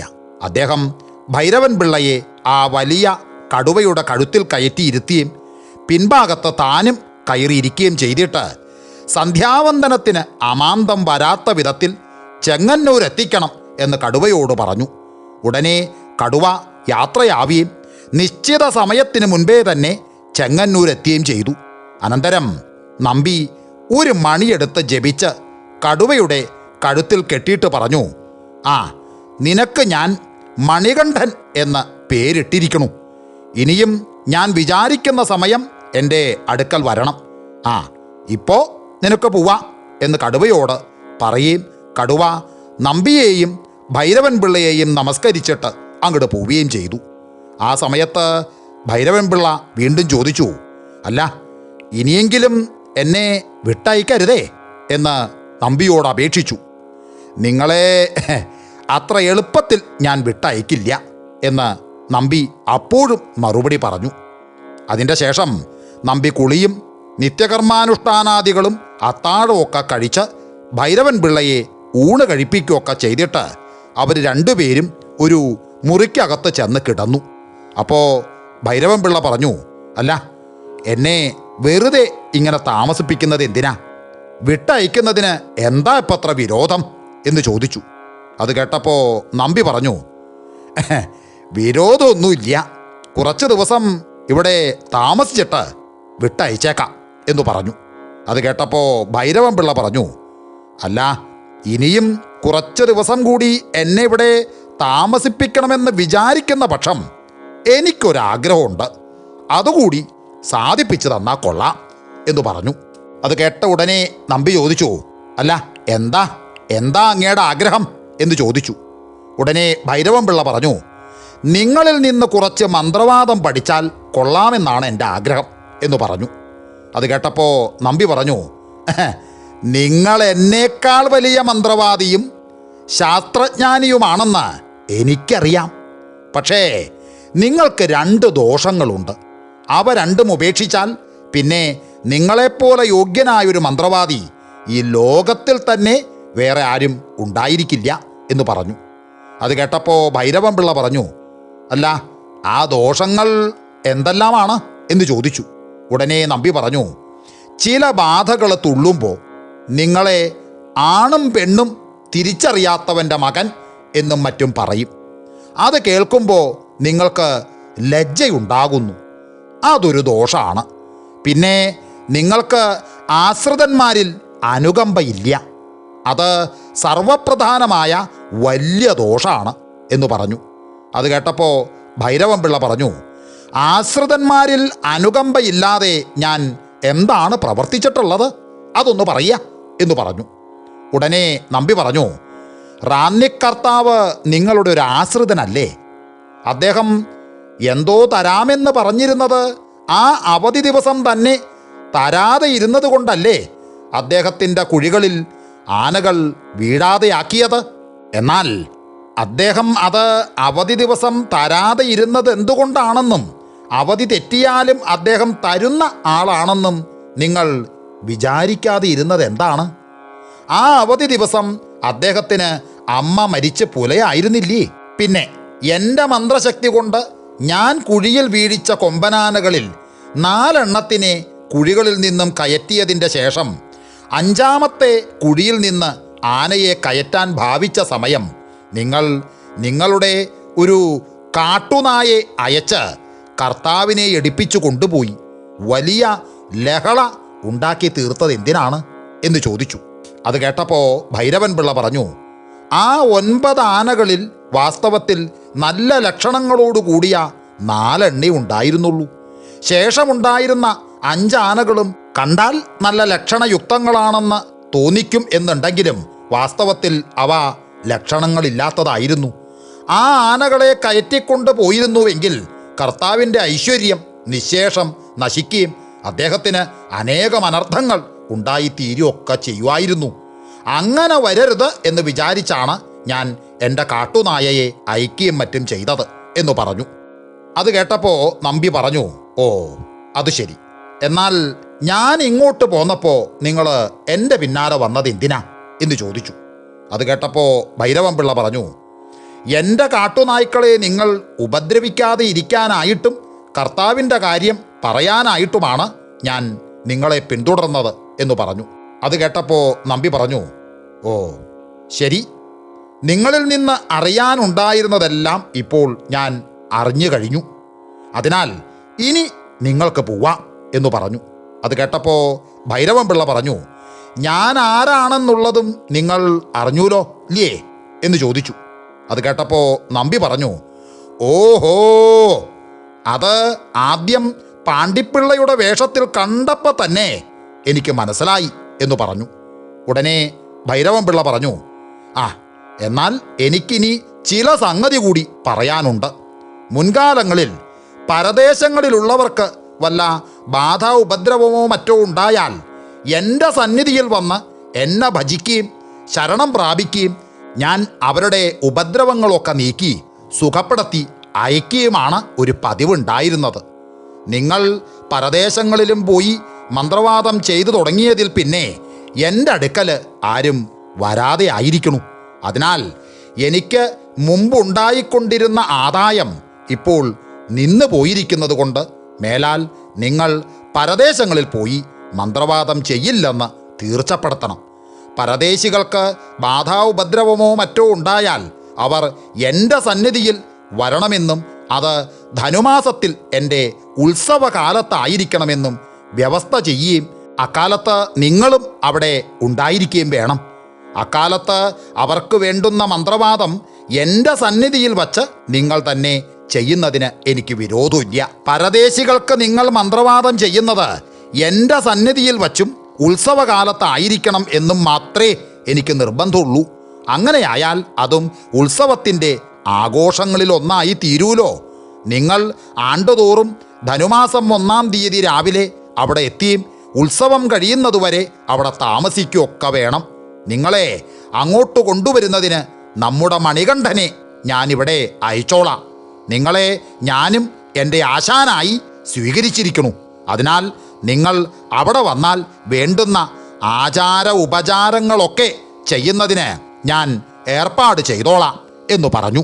അങ്ങനെ ഭൈരവൻ പിള്ള പറഞ്ഞതെല്ലാം നമ്പി പൂർണ്ണമായി സമ്മതിക്കുകയും ഭൈരവൻ പിള്ള അപ്പം തന്നെ അവിടെ നിന്ന് പോവുകയും ചെയ്തു. ഈ ഭൈരവൻ പിള്ള സാക്ഷാൽ അച്ചൻകോവിൽ ശാസ്താവായിരുന്നു എന്നുള്ള വാസ്തവം ഇപ്പോൾ എൻ്റെ കഥാപ്രേമികൾക്ക് ഊഹിക്കാവുന്നതല്ലേ ഉള്ളൂ. ആ ആണ്ടിൽ ധനുമാസം 1-ാം തീയതിയുടെ തലേ ദിവസം രാത്രിയിൽ അച്ചൻകോവിൽ ദേവസ്വക്കാർക്ക് ഒരു സ്വപ്നമുണ്ടായി. നാളെ രാവിലെ തേവലശ്ശേരി നമ്പി ഇവിടെ വരും. അദ്ദേഹം എൻ്റെയും ഗുരുവാണ്. അതിനാൽ നിങ്ങൾ അദ്ദേഹത്തെ സാദരം എതിരേൽക്കുകയും സബഹുമാനം ആചാര ഉപചാരങ്ങൾ ചെയ്യുകയൊക്കെ വേണം. ബലിക്കൽപുരയുടെ വടക്കേ പടിയിൽ വെള്ളയും കരിമ്പടവും വിരിച്ച് അദ്ദേഹത്തെ ഇരുത്തണം. അവിടെ ഒരു ചങ്ങലവട്ടക കൊളത്തി വയ്ക്കുകയും വേണം. അദ്ദേഹം ഇവിടെ താമസിക്കുന്ന ദിവസങ്ങളിലെല്ലാം തന്ത്രിയുടെ പതിവ് പോലെ അരിക്കോപ്പുകളും പകർച്ചയും കൊടുക്കണം. അദ്ദേഹത്തിൻ്റെ പരിവാരങ്ങളെയും യഥായോഗ്യം ആദരിക്കണം. എന്നായിരുന്നു ആ സ്വപ്നം. ധനുമാസം 1-ാം തീയതിയുടെ തലേ ദിവസം വൈകുന്നേരം മണികണ്ഠൻ നമ്പിയുടെ അടുക്കൽ എത്തി. നമ്പി മണികണ്ഠൻ്റെ കഴുത്തിൽ കയറി പരിവാരസമേതം പുറപ്പെട്ട് ധനുമാസം 1-ാം തീയതി രാവിലെ അച്ചൻകോവിൽ ചെന്ന് ചേരി. ദേവസ്വക്കാര് സ്വപ്നപ്രകാരമെല്ലാം അദ്ദേഹത്തെ എതിരേറ്റ് സ്വീകരിക്കുകയും ചെയ്തുകൊണ്ടിരുന്നു. അച്ചൻകോവിലിൽ പ്രധാനമായിട്ടുള്ള നടവരവ് നെയ്യാണ്. അതവിടെ ധാരാളമായി വരികയും ചെയ്യും. എങ്കിലും വിളക്കിനും മറ്റും ഉപയോഗിക്കുകയല്ലാതെ അത് ആരും കൂട്ടി ഉണ്ണുക ഒരു പതിവില്ല. അവിടെ നെയ്യ് കൂട്ടി ഊണ് കഴിച്ചാൽ മാത്ര നേരം കഴിയുമ്പോഴേക്കും പനി തുടങ്ങുമെന്നുള്ള കാര്യം തീർച്ചയാണ്. അതുകൊണ്ട് അവിടെ തന്ത്രിക്ക് പോലും പകർച്ചയ്ക്ക് നെയ്യ് കൊടുക്കാറില്ല. എങ്കിലും തേവലശ്ശേരി നമ്പിക്ക് പകർച്ചക്കൂട്ടത്തിൽ ഒരു തുടം നെയ്യുകൂടി കുടക്കി അദ്ദേഹം അതുകൂട്ടി സുഖമായിട്ട് അങ്ങട് ഊണ് കഴിക്കുകയൊക്കെ ചെയ്തു. നമ്പിക്ക് അതുകൊണ്ട് പനിയൊന്നും വന്നില്ല, യാതൊരു സുഖക്കേടും ഉണ്ടായില്ല. ഇതറിഞ്ഞപ്പോൾ തന്ത്രിക്ക് അപരിമിതമായ കുണ്ഠിതായി. നെയ്യ് കൂട്ടിയിട്ട് നമ്പിക്ക് സുഖക്കേടൊന്നും ഉണ്ടാകാതിരുന്നത് ശാസ്താവിൻ്റെ കരുണ കൊണ്ടായിരിക്കണമെന്നും താൻ തന്ത്രിയായിരിക്കുന്ന സ്ഥിതിക്ക് തന്നെക്കുറിച്ചുള്ളതിലധികം കരുണ ശാസ്താവിന് മറ്റൊരാളുടെ പേരിലുണ്ടാകുന്നത് തനിക്ക് കുറച്ചിലാണല്ലോ എന്നും മറ്റുമായിരുന്നു അദ്ദേഹത്തിൻ്റെ വിചാരം. അദ്ദേഹത്തിന് നെയ്യ് കൂട്ടി ഉണ്ണണമെങ്കിൽ അവിടെ ഒരു പ്രയാസവും ഉണ്ടായിരുന്നില്ല.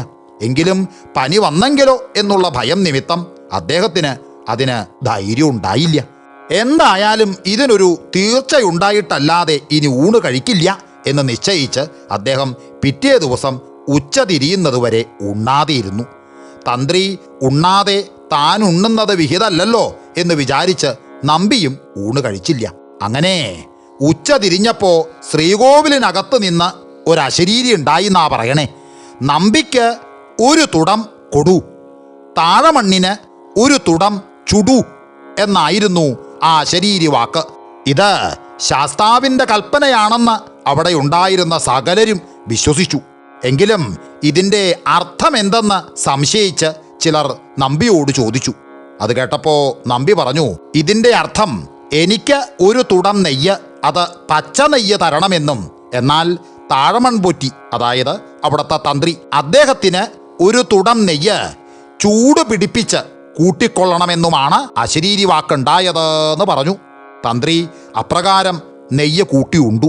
അദ്ദേഹത്തിന് പനി വന്നുമില്ല, പിന്നെ അത് പതിവായി തീരുകയും ചെയ്തു. അങ്ങനെ നമ്മുടെ തേവലശ്ശേരി നമ്പി അദ്ദേഹത്തിൻ്റെ ജീവിത അവസാനം വരെ ധനുമാസം 1-ാം തീയതി തോറും അച്ചൻകോവിലെത്തി ഉത്സവം കഴിയുന്നതുവരെ അവിടെ താമസിക്കുകയും അക്കാലത്ത് ബാധാ ഉപദ്രവക്കാരായും മറ്റും അനേകം പരദേശികൾ അവിടെ വരികയും നമ്പി അവിടെ വച്ച് മന്ത്രവാദം ചെയ്ത് അവരുടെ ബാധകളെയും മറ്റും ഒഴിച്ച് സുഖപ്പെടുത്തി അയക്കുകയും ചെയ്തുകൊണ്ടിരുന്നു.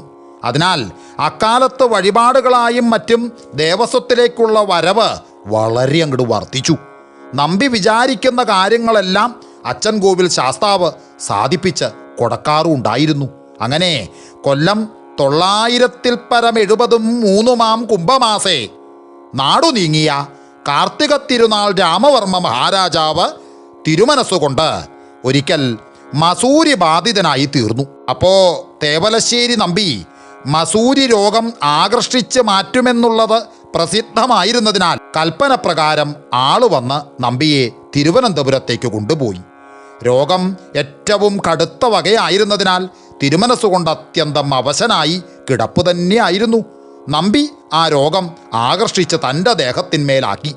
ഉടനെ തിരുമനസ്സിലെ ദേഹത്തിന്മേലുണ്ടായിരുന്ന കുരുക്കളെല്ലാം കാണാതെയായി തീരുകയും തിരുമനസ്സിലേക്ക് വളരെ സുഖം തോന്നിയും അവിടുന്ന് എഴുന്നേറ്റിരിക്കുകയൊക്കെ ചെയ്തു.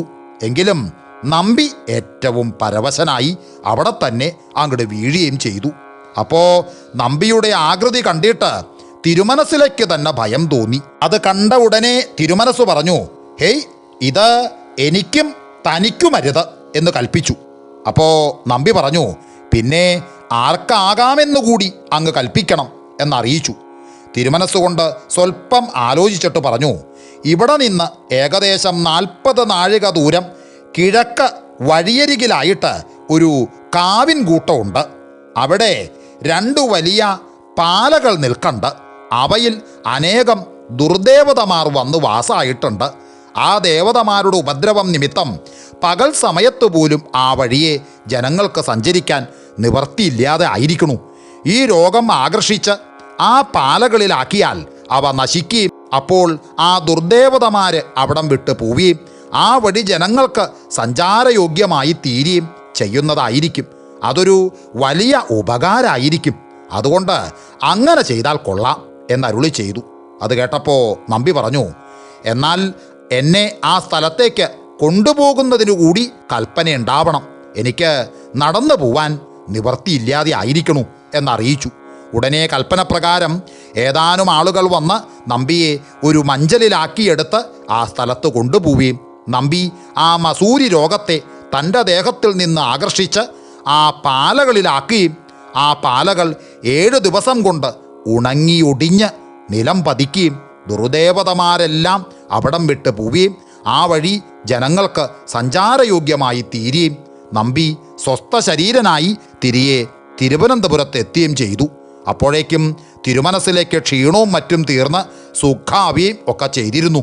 തിരുമനസ്സുകൊണ്ട് സന്തോഷിച്ച് നമ്പിക്ക് പല സമ്മാനങ്ങൾ കൽപ്പിച്ചു കൊടുത്തത് കൂടാതെ കൽപ്പന പ്രകാരം ഏതാനും വസ്തുവകകൾ കരമൊഴിവായി പതിച്ചു കൊടുക്കുകയൊക്കെ ചെയ്തു.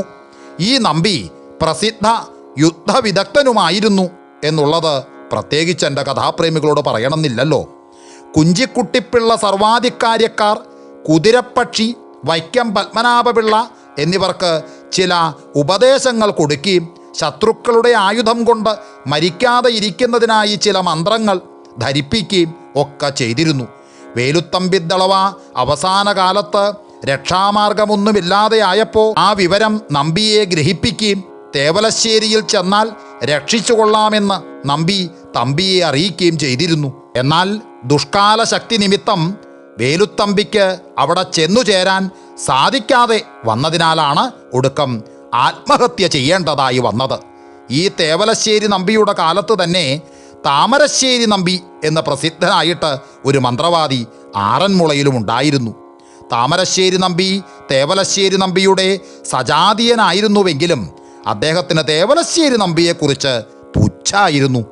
തന്നെ ജയിക്കത്തക്കവണ്ണമുള്ള യോഗ്യത തേവലശ്ശേരിക്കില്ലെന്നായിരുന്നു താമരശ്ശേരിയുടെ വിചാരം. അങ്ങനെ അദ്ദേഹം ചിലപ്പോൾ ചിലരോട് പ്രസംഗവശാൽ കുറേശ്ശെ പറയാറുണ്ടായിരുന്നു.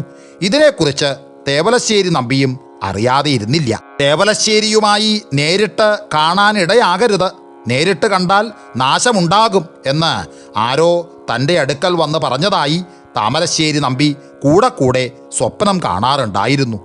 നേരിട്ട് കണ്ടാൽ നാശമുണ്ടാകുന്നത് തേവലശ്ശേരിക്കാണെന്നാണ് താമരശ്ശേരി നമ്പി ഈ സ്വപ്നം കൊണ്ട് മനസ്സിലാക്കിയത്. തേവലശ്ശേരിയേക്കാൾ യോഗ്യത തനിക്കുണ്ടെന്നുള്ള വിചാരം മനസ്സിലിരിക്കുമ്പോൾ അദ്ദേഹത്തിന് അങ്ങനെയല്ലാതെ തോന്നാൻ തരവില്ലല്ലോ. തേവലശ്ശേരി നമ്പി അന്യദേശങ്ങളിൽ പോയും സ്വദേശത്തു വച്ചും മന്ത്രവാദ സംബന്ധമായി പ്രതിദിനമെന്ന പോലെ ഓരോ അത്ഭുത കർമ്മങ്ങൾ പ്രവർത്തിച്ചു കൊണ്ടിരുന്നതിനാൽ അദ്ദേഹത്തിൻ്റെ കീർത്തി വർദ്ധിച്ച് ഭൂലോകത്തിൽ സർവത്ര അങ്ങോട്ട് വ്യാപിച്ചു. അതിനാൽ മന്ത്രവാദത്തിനായി താമരശ്ശേരി നമ്പിയുടെ അടുക്കൽ ആരും ചെല്ലാതെയും അദ്ദേഹത്തെ ആരും എങ്ങും കൊണ്ടുപോകാതെയുമായി. അപ്പോൾ താമരശ്ശേരി നമ്പിക്ക് തേവലശ്ശേരി നമ്പിയെക്കുറിച്ചുള്ള അസൂയ സഹിക്കവയ്യാതായി തീർന്നു. തേവലശ്ശേരി നമ്പി ജീവിച്ചിരിക്കുന്ന കാലത്ത് തൻ്റെ കീർത്തിക്ക് പ്രചാരമുണ്ടാകുന്ന കാര്യം അസാധ്യമാണെന്ന് തോന്നിയപ്പോൾ ഏതു വിധവും തേവലശ്ശേരി നമ്പിയുടെ കഥ കഴിക്കണമെന്ന് താമരശ്ശേരി നമ്പി തീർച്ചപ്പെടുത്തി. നേരിട്ട് കണ്ടാൽ നാശമുണ്ടാകുമെന്ന് സ്വപ്നം ഉണ്ടായിട്ടുണ്ടല്ലോ, അതിനാൽ നേരിട്ട് കാണാൻ മാർഗമുണ്ടാക്കണമെന്ന് തന്നെ അദ്ദേഹം ഉറപ്പിച്ചു. അതിനെന്താണ് വഴിയെന്ന് ആലോചിച്ചപ്പോൾ തേവലശ്ശേരി നമ്പി ചൊവ്വാഴ്ചയും വെള്ളിയാഴ്ചയും വെളുപ്പാങ്കാലത്ത് പതിവായി നെടുമ്പ്രയാറ്റ് കളരിയിലേക്ക് പോകാറുണ്ടെന്നും അത് ആറ്റിലൂടെയാണ് പതിവെന്നും അറിവ് കിട്ടി. അതിനാൽ അടുത്ത വെള്ളിയാഴ്ച വെളുപ്പാങ്കാലത്ത് ജലമാർഗമായി ഒന്ന് യാത്ര ചെയ്യണമെന്ന് താമരശ്ശേരി നമ്പി അങ്ങോട്ട് നിശ്ചയിച്ചു. ഈ വിവരമെല്ലാം തേവലശ്ശേരി നമ്പി എങ്ങനെയോ മനസ്സിലാക്കുകയും ചെയ്തു. എങ്കിലും അദ്ദേഹത്തിന് അതുകൊണ്ട് കൂസലൊന്നും ഉണ്ടായില്ല. അദ്ദേഹം പതിവ് പോലെ വെള്ളിയാഴ്ച വെളുപ്പാങ്കാലത്ത് നെടുമ്പ്രയാറ്റേക്ക് പുറപ്പെട്ടു. തേവലശ്ശേരി നമ്പി ഒരകല്ല്, അതായത് അമ്മി, അതെടുത്തിട്ട് അതിന്മേൽ കയറി അതിൻ്റെ തലയ്ക്കൽ ഒരു പന്തവും കൊളുത്തിക്കൊണ്ടാണ് ആറ്റിൽ കൂടി കിഴക്കോട്ട് പുറപ്പെട്ടത്. ആ സമയത്ത് തന്നെ താമരശ്ശേരി നമ്പി കിഴക്ക് നിന്ന് പടിഞ്ഞാട്ടും പുറപ്പെട്ടു. താമരശ്ശേരി നമ്പി ഒരു തൂശനില വെള്ളത്തിലിട്ട് അതിന്മേൽ കയറിയാണ് പുറപ്പെട്ടത്. താമരശ്ശേരി നമ്പി അത്തിമൂട് എന്ന സ്ഥലത്തായപ്പോൾ പടിഞ്ഞാറ് അസാമാന്യമായ ഒരു തേജസ് കണ്ടു. സൂക്ഷിച്ചു നോക്കിയപ്പോൾ തേവലശ്ശേരി നമ്പിയുടെ വരവാണെന്ന് അദ്ദേഹത്തിന് മനസ്സിലായി. ആ സമയത്ത് ഒഴിഞ്ഞു പോയിക്കൊള്ളുക, അല്ലെങ്കിൽ ആപത്തുണ്ടാകും എന്ന് ആരോ വിളിച്ചു പറഞ്ഞതായി താമരശ്ശേരി നമ്പിക്ക് തോന്നി. ആ ദുർനിരീക്ഷ്യമായ തേജസ് കാണുകയും മേൽപ്പറഞ്ഞ വാക്കുകളൊക്കെ കേൾക്കുകയും ചെയ്തപ്പോൾ താമരശ്ശേരി നമ്പിയുടെ ഹൃദയം വല്ലാതെ ഭയപരവശമായി തീർന്നു. എങ്കിലും അദ്ദേഹം പിന്നെയും മുമ്പോട്ട് തന്നെ പോയി. അപ്പോഴേക്കും തേവലശ്ശേരി നമ്പി വന്നടുത്ത് കഴിഞ്ഞു. തേവലശ്ശേരി നമ്പിയുടെ മുഖത്ത് അപ്പോൾ അതിഭയങ്കരമായ ഒരു തേജസ് ജ്വലിച്ചുകൊണ്ടിരുന്നു. ആ മുഖം കണ്ടപ്പോൾ താമരശ്ശേരി നമ്പിയുടെ ഭയം ശതഗുണീഭവിച്ചു. ആ സമയത്ത് തേവലശ്ശേരി നമ്പി പറഞ്ഞു, ഇത് ഒടുവിലത്തെ കാഴ്ചയാണ് എന്ന് പറയുകയും താമരശ്ശേരി നമ്പിയുടെ തൂശനിലയ്ക്ക് തീ പിടിച്ച് അത് ഭസ്മമായി പോവുകയും നമ്പി അവിടെയുണ്ടായിരുന്ന ഒരു നീർച്ചുഴിയിൽ അകപ്പെട്ട് താണു പോവുകയും ചെയ്തു. തേവലശ്ശേരി നമ്പി നേരെ കിഴക്കോട്ട് ചെന്ന് നെടുമ്പ്രയാറ്റ് കളരിയിലെത്തി വന്ദിച്ച് തിരികെ പോയി. ചെങ്ങന്നൂർ പടിഞ്ഞാറേ നടയിലും ദർശനം കഴിച്ച് സ്വന്തം ഗൃഹത്തിലേക്ക് പോവുകയും ചെയ്തു.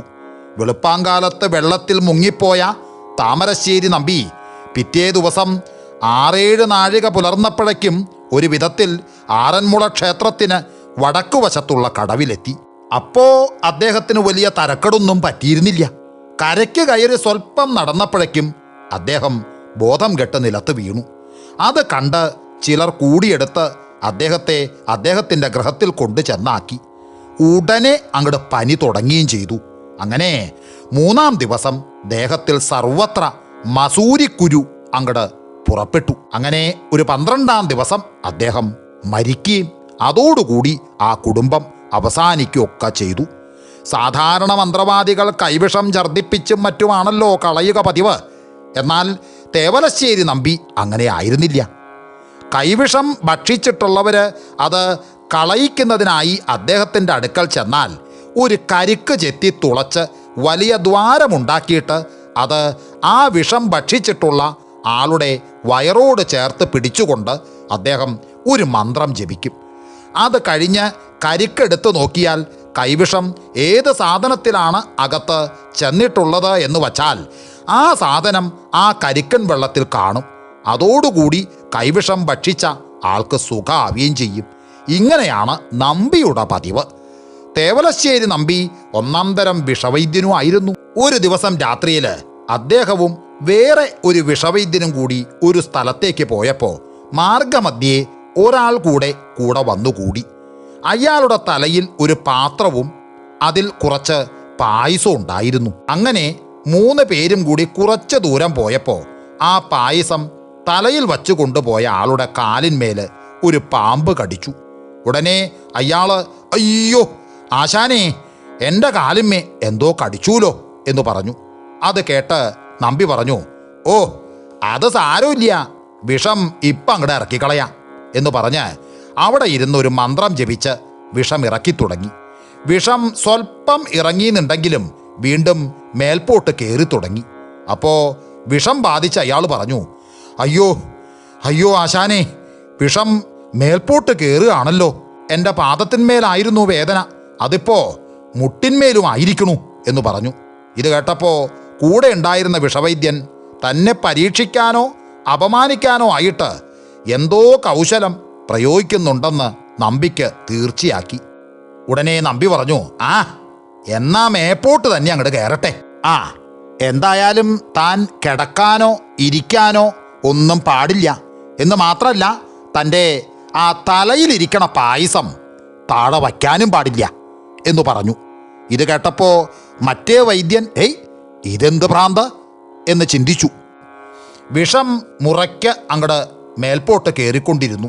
ഇപ്പോൾ വേദന എവിടെയാണ്, ഇപ്പോൾ വേദന എവിടെയാണ് എന്നിങ്ങനെ നമ്പി കൂടെ ചോദിച്ചുകൊണ്ടും പാമ്പിൻ്റെ കടിയേറ്റ ആൾ ഇപ്പോൾ വയറ്റിൽ, ഇപ്പോൾ നെഞ്ചിൽ, ഇപ്പോൾ നെറ്റിയിൽ എന്നിങ്ങനെ പറഞ്ഞുകൊണ്ടുമിരുന്നു. ഒടുക്കം പാമ്പ് കടിയേറ്റ ആള് ഇപ്പോ എനിക്ക് വേദന ഉച്ചിയില്, അതായത് നെറുകയിലായിരിക്കണു എന്ന് പറഞ്ഞപ്പോ നമ്പി പറഞ്ഞു, ആ എന്നാൽ തലയിലിരിക്കുന്നത് അങ്ങോട്ട് ദൂരെ കളഞ്ഞേക്കൂ എന്ന് പറഞ്ഞു.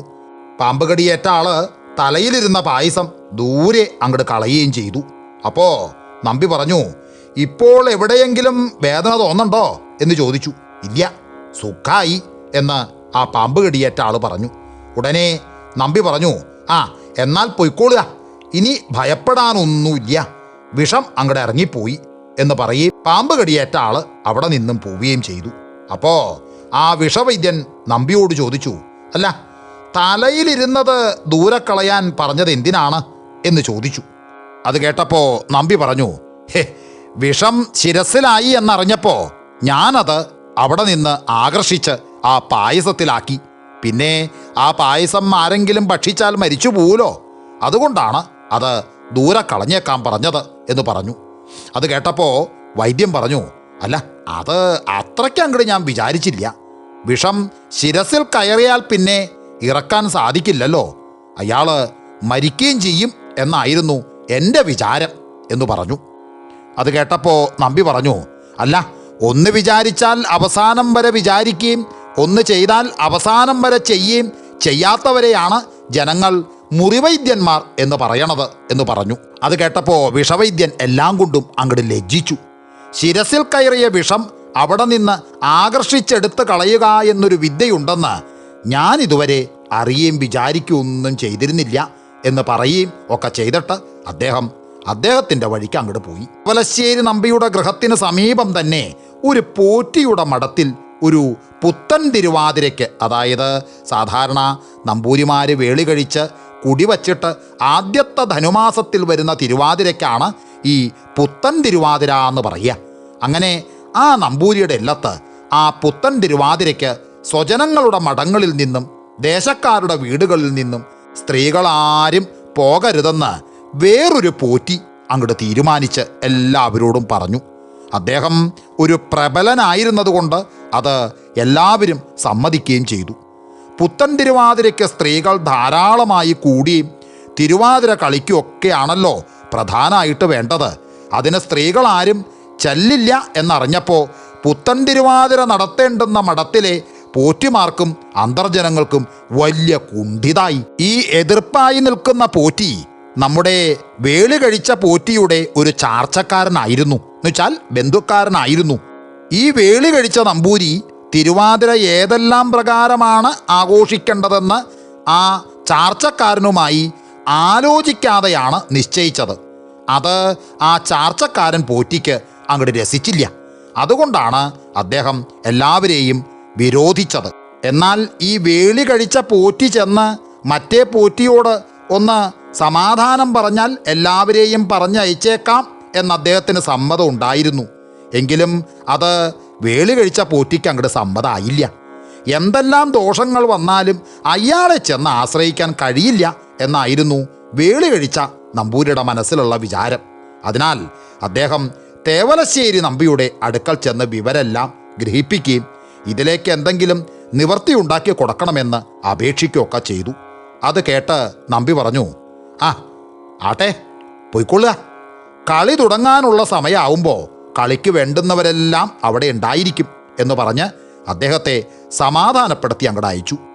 നമ്പി പറഞ്ഞതുപോലെ തന്നെ കളി തുടങ്ങാനുള്ള സമയമായപ്പോഴേക്കും ആ ദിക്കിലുണ്ടായിരുന്ന അന്തർജനങ്ങളും ദേശക്കാരുടെ വീടുകളിലെ സ്ത്രീജനങ്ങളും എല്ലാം അവിടെ എത്തിയും ഉടനെ തിരുവാതിര കളി തുടങ്ങിയൊക്കെ ചെയ്തു. പാട്ട് കേട്ട് അവിടെ അടുത്തുള്ള ഒരു മഠത്തിലെ ഒരു പോറ്റി അവിടെ ചെന്ന് നോക്കിയപ്പോൾ ആ ദിക്കിലുള്ള സ്ത്രീകളെല്ലാം അവിടെ കളിക്കുന്നതായി കണ്ടു. എന്ന് മാത്രമല്ല, കളിയിൽ പ്രാധാന്യം വഹിച്ചിരുന്നത് ആരും പോകരുതെന്ന് വിരോധിച്ച പോറ്റിയുടെ അന്തർജനവുമായിരുന്നു.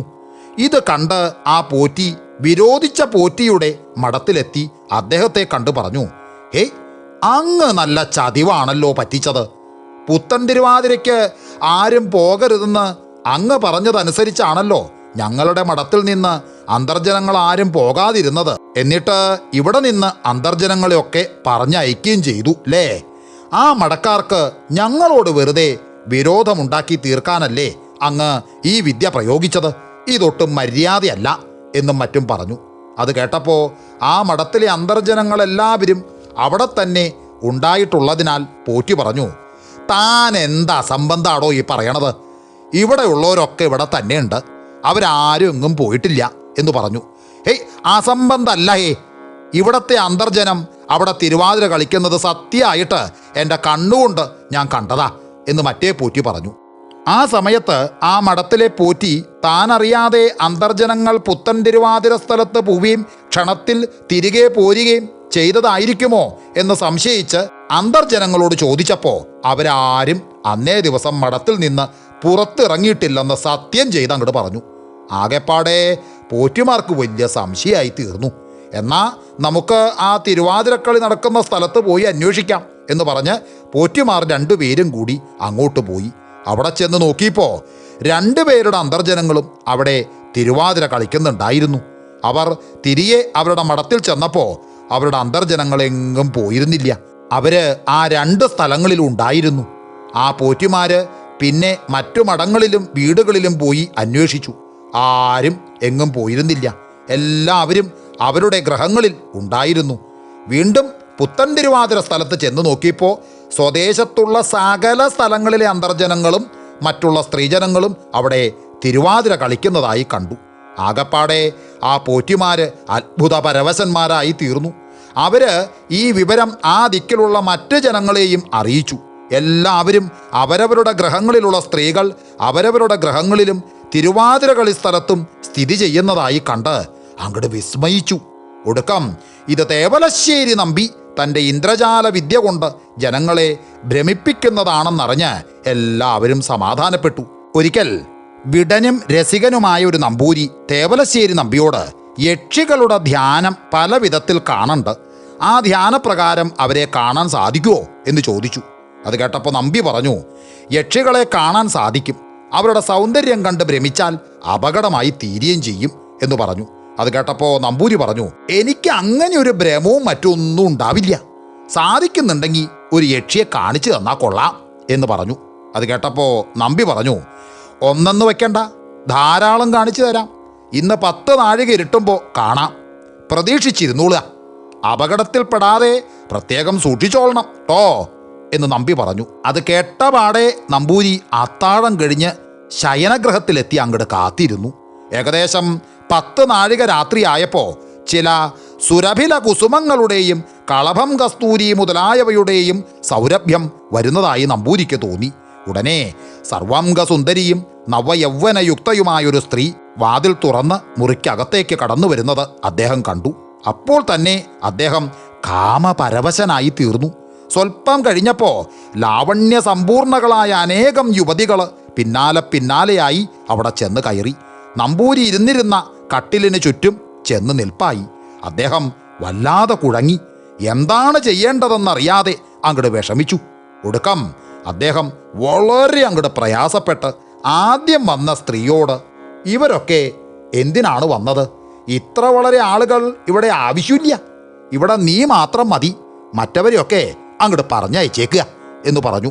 നമ്പൂരി ഇത്രയും പറഞ്ഞു കഴിഞ്ഞപ്പോഴേക്കും പിന്നാലെ വന്ന സ്ത്രീകളെല്ലാം അദൃശ്യകളായി തീർന്നു. ആദ്യം വന്ന സ്ത്രീ മാത്രം പിന്നെയും അവിടെ തന്നെ നിന്നു. അപ്പോൾ നമ്പൂരി പറഞ്ഞു, വരിയ ഈ കട്ടിൽ അങ്ങോട്ട് ഇരിക്കുക എന്ന് പറഞ്ഞ് ആ സ്ത്രീയെ പിടിച്ചിരുത്താനായി കൈ നീട്ടി. ആ സമയം ആ സ്ത്രീയുടെ മുഖഭാവം പെട്ടെന്ന് മാറി. അവൾ അതിഭയങ്കര ആകൃതിയായി തീരി ഉറക്കെ അട്ടഹസിച്ചുകൊണ്ട് കൈ നിവർത്തി നമ്പൂരിയുടെ ചെകിടത്ത് ഒരടി വച്ച് കൊടുത്തിട്ട് അവിടെ നിന്ന് ഇറങ്ങിപ്പോവുകയും ചെയ്തു. നമ്പൂരി അടി കൊണ്ട ക്ഷണത്തിൽ ബോധരഹിതനായി നിലത്ത് വീണു. നേരത്തോട് നേരം കഴിഞ്ഞിട്ടേ അദ്ദേഹത്തിന് ബോധം വീണുള്ളൂ. ബോധം വീണ് എഴുന്നേറ്റപ്പോൾ അദ്ദേഹത്തിൻ്റെ വായിൽ പല്ലൊന്നും ഉണ്ടായിരുന്നില്ല. പല്ലെല്ലാം നിലത്ത് കിടക്കണ്ടായിരുന്നു. എന്നാൽ രക്തം ഒരു തുള്ളി പോലും പോയിരുന്നില്ല. അങ്ങനെ ബോധം വീണ് കുറച്ച് കഴിഞ്ഞപ്പോഴാണ് നമ്പി പറഞ്ഞിരുന്ന കാര്യം നമ്പൂരി ഓർത്തത്. ആ സ്ത്രീകളെ കണ്ടപ്പോൾ അദ്ദേഹത്തിൻ്റെ ബുദ്ധി വല്ലാതെ അങ്ങോട്ട് ഭ്രമിച്ചു പോയതിനാൽ നമ്പി പറഞ്ഞിരുന്നതും മറ്റും അദ്ദേഹം ഓർത്തില്ല. പ്രായാസമാപന്ന വിപത്തികാലേ ധിയോബി പുംസാ മലിനാഭവന്തി എന്നാണല്ലോ. അങ്ങനെ ഒരിക്കൽ മണ്ണടിക്കാവിൽ ഭഗവതിയുടെ സങ്കേതത്തിൽ ഉൾപ്പെട്ട ഒരു ഗൃഹത്തിൽ ഒരു സ്ത്രീക്ക് ചില ബാധ ഉപദ്രവങ്ങൾ ഉണ്ടായിത്തീർന്നു.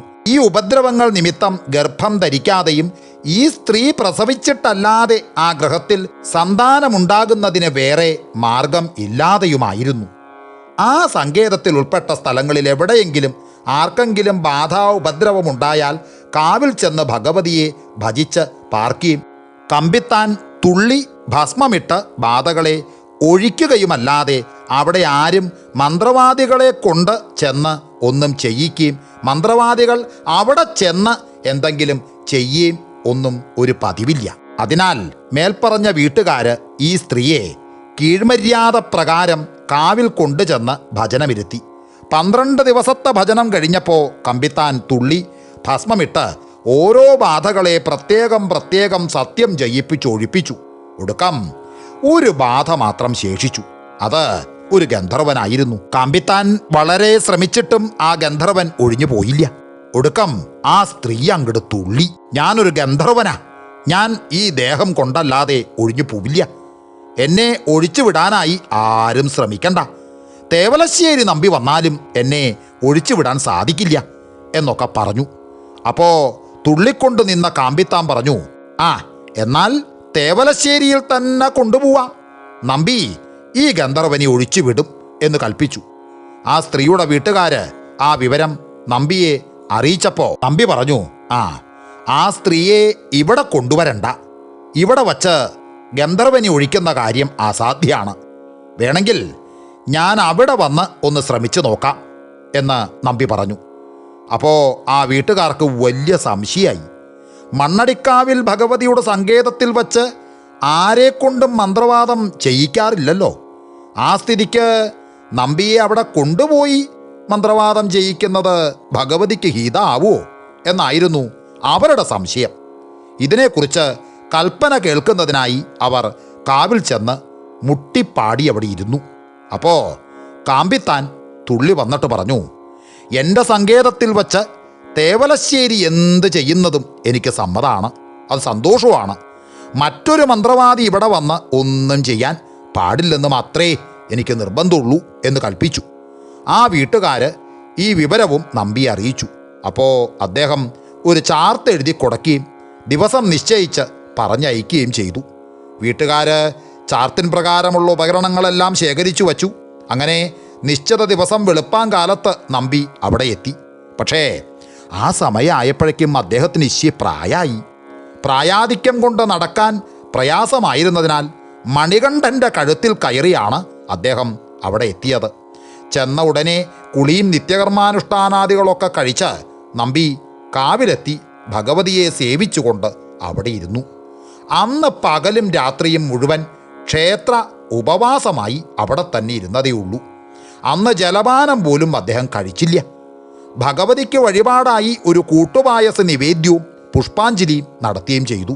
പിറ്റേ ദിവസം വെളുപ്പാങ്കാലത്തെ കുളിയും നിത്യകർമാദികളും കഴിച്ച് നമ്പി മന്ത്രവാദത്തിന് നിശ്ചയിച്ചിരുന്ന സ്ഥലത്തെത്തി. ആ വീട്ടുകാരുടെ വക ഒരു മഠത്തിൽ വച്ചാണ് മന്ത്രവാദം നടത്താൻ നിശ്ചയിച്ചിരുന്നത്. നമ്പി അവിടെ ചെന്നയുടനെ ഒരു ത്രികാല പൂജയ്ക്ക് പത്മമിട്ട് വിളക്ക് വച്ച് പൂജ ആരംഭിക്കുകയും അഷ്ടദ്രവ്യം കൂട്ടുകൂട്ടി ഒരു ഗണപതി ഹോമം കഴിക്കുകയൊക്കെ ചെയ്തു. അങ്ങനെ ഉച്ചപൂജയായപ്പോൾ ആ സ്ത്രീ തുള്ളിത്തുടങ്ങി, എന്നെ ഒഴിച്ചുവിടാനായി അങ്ങ് ശ്രമിക്കരുത്, ഞാൻ ഈ ശരീരത്തോടു കൂടിയല്ലാതെ ഒഴിഞ്ഞു പോവില്ല, അങ്ങനെയല്ലാതെ എന്നെ ഒഴിച്ചാൽ ഞാൻ ശപിക്കും എന്നും മറ്റും ആ സ്ത്രീ പറഞ്ഞു തുടങ്ങി. പക്ഷെ നമ്പി അതൊന്നും കേട്ടതായി ഭാവിക്കുക പോലും ചെയ്തില്ല. ഉച്ചപൂജയും പുഷ്പാഞ്ജലിയൊക്കെ കഴിഞ്ഞപ്പോൾ നമ്പി വീട്ടുകാരോട് പറഞ്ഞു, വൈകുന്നേരത്തെ പൂജയ്ക്ക് നിവേദ്യത്തിന് 36 ഇടങ്ങഴി പാലും 36 പലം പഞ്ചസാരയൊക്കെ വേണം എന്ന് പറഞ്ഞു. അപ്പോൾ വീട്ടുകാർ അതൊക്കെ ഉണ്ടാക്കാം, അവിടുന്ന് ഊണ് കഴിക്കണം, ഇന്നലെ തന്നെ ആഹാരം ഒന്നും കഴിച്ചില്ലല്ലോ, ഭക്ഷണത്തിന് വേണ്ടതെല്ലാം ബ്രാഹ്മണരെ കൊണ്ട് തയ്യാറാക്കിച്ചിട്ടുണ്ട്, അവിടുന്ന് ഈ വയസ്സുകാലത്ത് ഇവിടെ വന്ന് പട്ടിണി കിടക്കുന്നത് ഞങ്ങൾക്ക് വലിയ സങ്കട എന്ന് പറഞ്ഞു. അത് കേട്ടപ്പോൾ നമ്പി പറഞ്ഞു, അതിന് ഞാൻ ഉണ്ണാനായിട്ടല്ലല്ലോ ഇവിടെ വന്നിരിക്കണത്, നിങ്ങൾ എന്നെ വരുത്തിയും ഞാനിവിടെ വരികയും ചെയ്തിരിക്കുന്നതിൻ്റെ ഉദ്ദേശം സാധിച്ചല്ലാതെ ഞാൻ ഊണ് കഴിക്കില്ല എന്നാണ് മറുപടി പറഞ്ഞത്. അദ്ദേഹം ആഹാരമൊന്നും കഴിക്കാതെ ജപിച്ചുകൊണ്ടിരുന്നു. നേരം വൈകിയപ്പോൾ നമ്പി പോയി കുളിച്ച് സന്ധ്യാവന്ദനാദികളെല്ലാം കഴിച്ചു വന്ന് പൂജയ്ക്ക് ആദ്യം നിശ്ചയിച്ചിരുന്ന നിവേദ്യങ്ങളും 36 അടങ്ങഴി പാൽ കാച്ചി പഞ്ചസാരയിട്ട് അതും തയ്യാറാക്കി വച്ചു.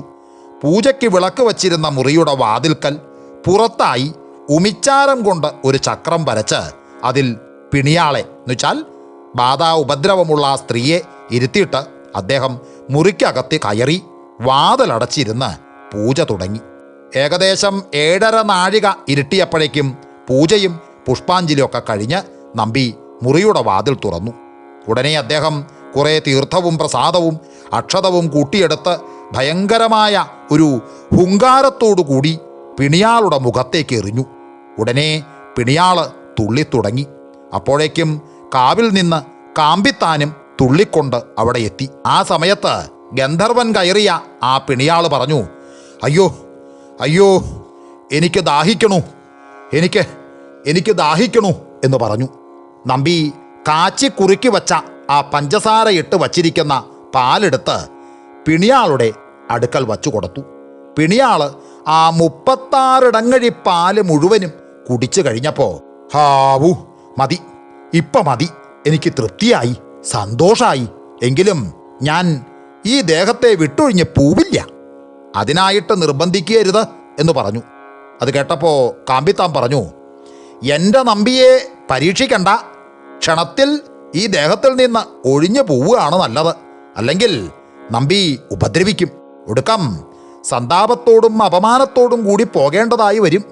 ഇപ്പോളാണെങ്കിൽ സന്തോഷത്തോടും ബഹുമാനത്തോടും കൂടി പോവാം എന്ന് കൽപ്പിച്ചു. അത് കേട്ട ഉടനെ ഗന്ധർവൻ കയറിയ ആ പിണിയാൾ പറഞ്ഞു, ഓഹോ, നമ്പി അത്ര യോഗ്യനോ, എന്നാൽ അതൊന്നറിയണമല്ലോ എന്ന് പറഞ്ഞിട്ട് മന്ത്രസാരം, യന്ത്രസാരം, പ്രയോഗസാരം, പ്രപഞ്ചസാരം മുതലായവയിലുള്ള ചില ഗൂഢാർത്ഥങ്ങളെപ്പറ്റി നമ്പിയോട് ചോദ്യം തുടങ്ങി. ഗന്ധർവൻ്റെ ചോദ്യങ്ങൾക്കെല്ലാം നമ്പി ശരിയായിട്ട് ഉത്തരം പറഞ്ഞു. അപ്പോൾ ഗന്ധർവൻ പറഞ്ഞു, ഇത്രയും പഠിപ്പും മറ്റ് യോഗ്യതകളും തികഞ്ഞ ഒരു മന്ത്രവാദി 500 സംവത്സരത്തിനിപ്പുറം ഭൂലോകത്തുണ്ടായിട്ടില്ല എന്നുള്ളതിന് സംശയമില്ല. ഇപ്രകാരം യോഗ്യനായിരിക്കുന്ന ഇദ്ദേഹവുമായി പിണങ്ങേണ്ടതായി വന്നിരിക്കുന്നതിൽ എനിക്ക് മനസ്താപമുണ്ട്. അതിനാൽ അങ്ങ് എന്നെ ഉപദ്രവിച്ച് ഓടിക്കാൻ നോക്കാതെ മടങ്ങിപ്പോവുകയാണ് വേണ്ടത്. അഥവാ എന്നെ ഉപദ്രവിക്കാൻ തന്നെ ഭാവിക്കുകയാണെങ്കിൽ ഞാൻ ശപിക്കും, ഈ ദേഹത്തെ വിട്ട് ഞാൻ പോവില്ല എന്ന് പറഞ്ഞതിൻ്റെ ശേഷം കർണാനന്ദകരമാകും വണ്ണം ചില ദിവ്യരാഗങ്ങൾ ആലപിക്കുകയും മനോഹരങ്ങളായ ചില ഗീതങ്ങൾ പാടുകയും ഇടയ്ക്കിടെ പുഞ്ചിരിയിടുകയും ഒക്കെ ചെയ്തു തുടങ്ങി. അത് കേട്ടപ്പോൾ നമ്പി പറഞ്ഞു, ഈ വക വിദ്യകൾ കൊണ്ട് വിരണ്ടു പോകുന്നവനല്ല ഞാൻ. എനിക്ക് ശാപത്തെക്കുറിച്ചും മറ്റും ലേശം പോലും ഭയമില്ല. ഈശ്വരവിധി പോലെയല്ലാതെ ഒന്നും വരില്ലെന്ന് എനിക്ക് നല്ല നിശ്ചയമുണ്ട്. എൻ്റെ ശിരസിൽ എഴുത്തിനെ മാറ്റാൻ ഇനി ആര് വിചാരിച്ചാലും സാധിക്കില്ലല്ലോ. അതിനാൽ വേഗത്തിൽ ഈ ദേഹത്തെ വിട്ടുപോയിക്കൊള്ളുക, അതാണ് നല്ലത്. മനസ്സോടുകൂടി പോകാത്ത പക്ഷം ഞാൻ അയക്കുക തന്നെ ചെയ്യും എന്ന് പറഞ്ഞു. അത് കേട്ടപ്പോൾ ഗന്ധർവൻ പറഞ്ഞു, അയ്യോ, അങ്ങനെ പറയരുത്, അത് സങ്കടമാണ്. ഞാൻ പോകണമെന്ന നിർബന്ധമാണെങ്കിൽ ഒരു 3 സംവത്സരത്തെ അവധി എനിക്ക് തരണം. 3 സംവത്സരം കഴിഞ്ഞാൽ ഈ ദേഹം വിട്ട് ഞാൻ പൊയ്ക്കൊള്ളാം, അതിനനുവദിക്കണം എന്ന് പറഞ്ഞു. അത് കേട്ടപ്പോൾ നമ്പി പറഞ്ഞു, ഇല്ല, അനുവദിക്കില്ല. 3 സംവത്സരം എന്നല്ല, 3 നാഴിക പോലും ഇനി ഈ ദേഹത്തിലിരിക്കാൻ പാടില്ല എന്ന് പറഞ്ഞ് നമ്പി ഉമിച്ചാരം കൊണ്ട് അവിടെ ഒരു ചക്രം വരച്ചിട്ട് ഒരു ചൂരൽ വടിയെടുത്ത് ജപിച്ച് ആ ചക്രത്തിൽ 3 അടി അടിച്ചു.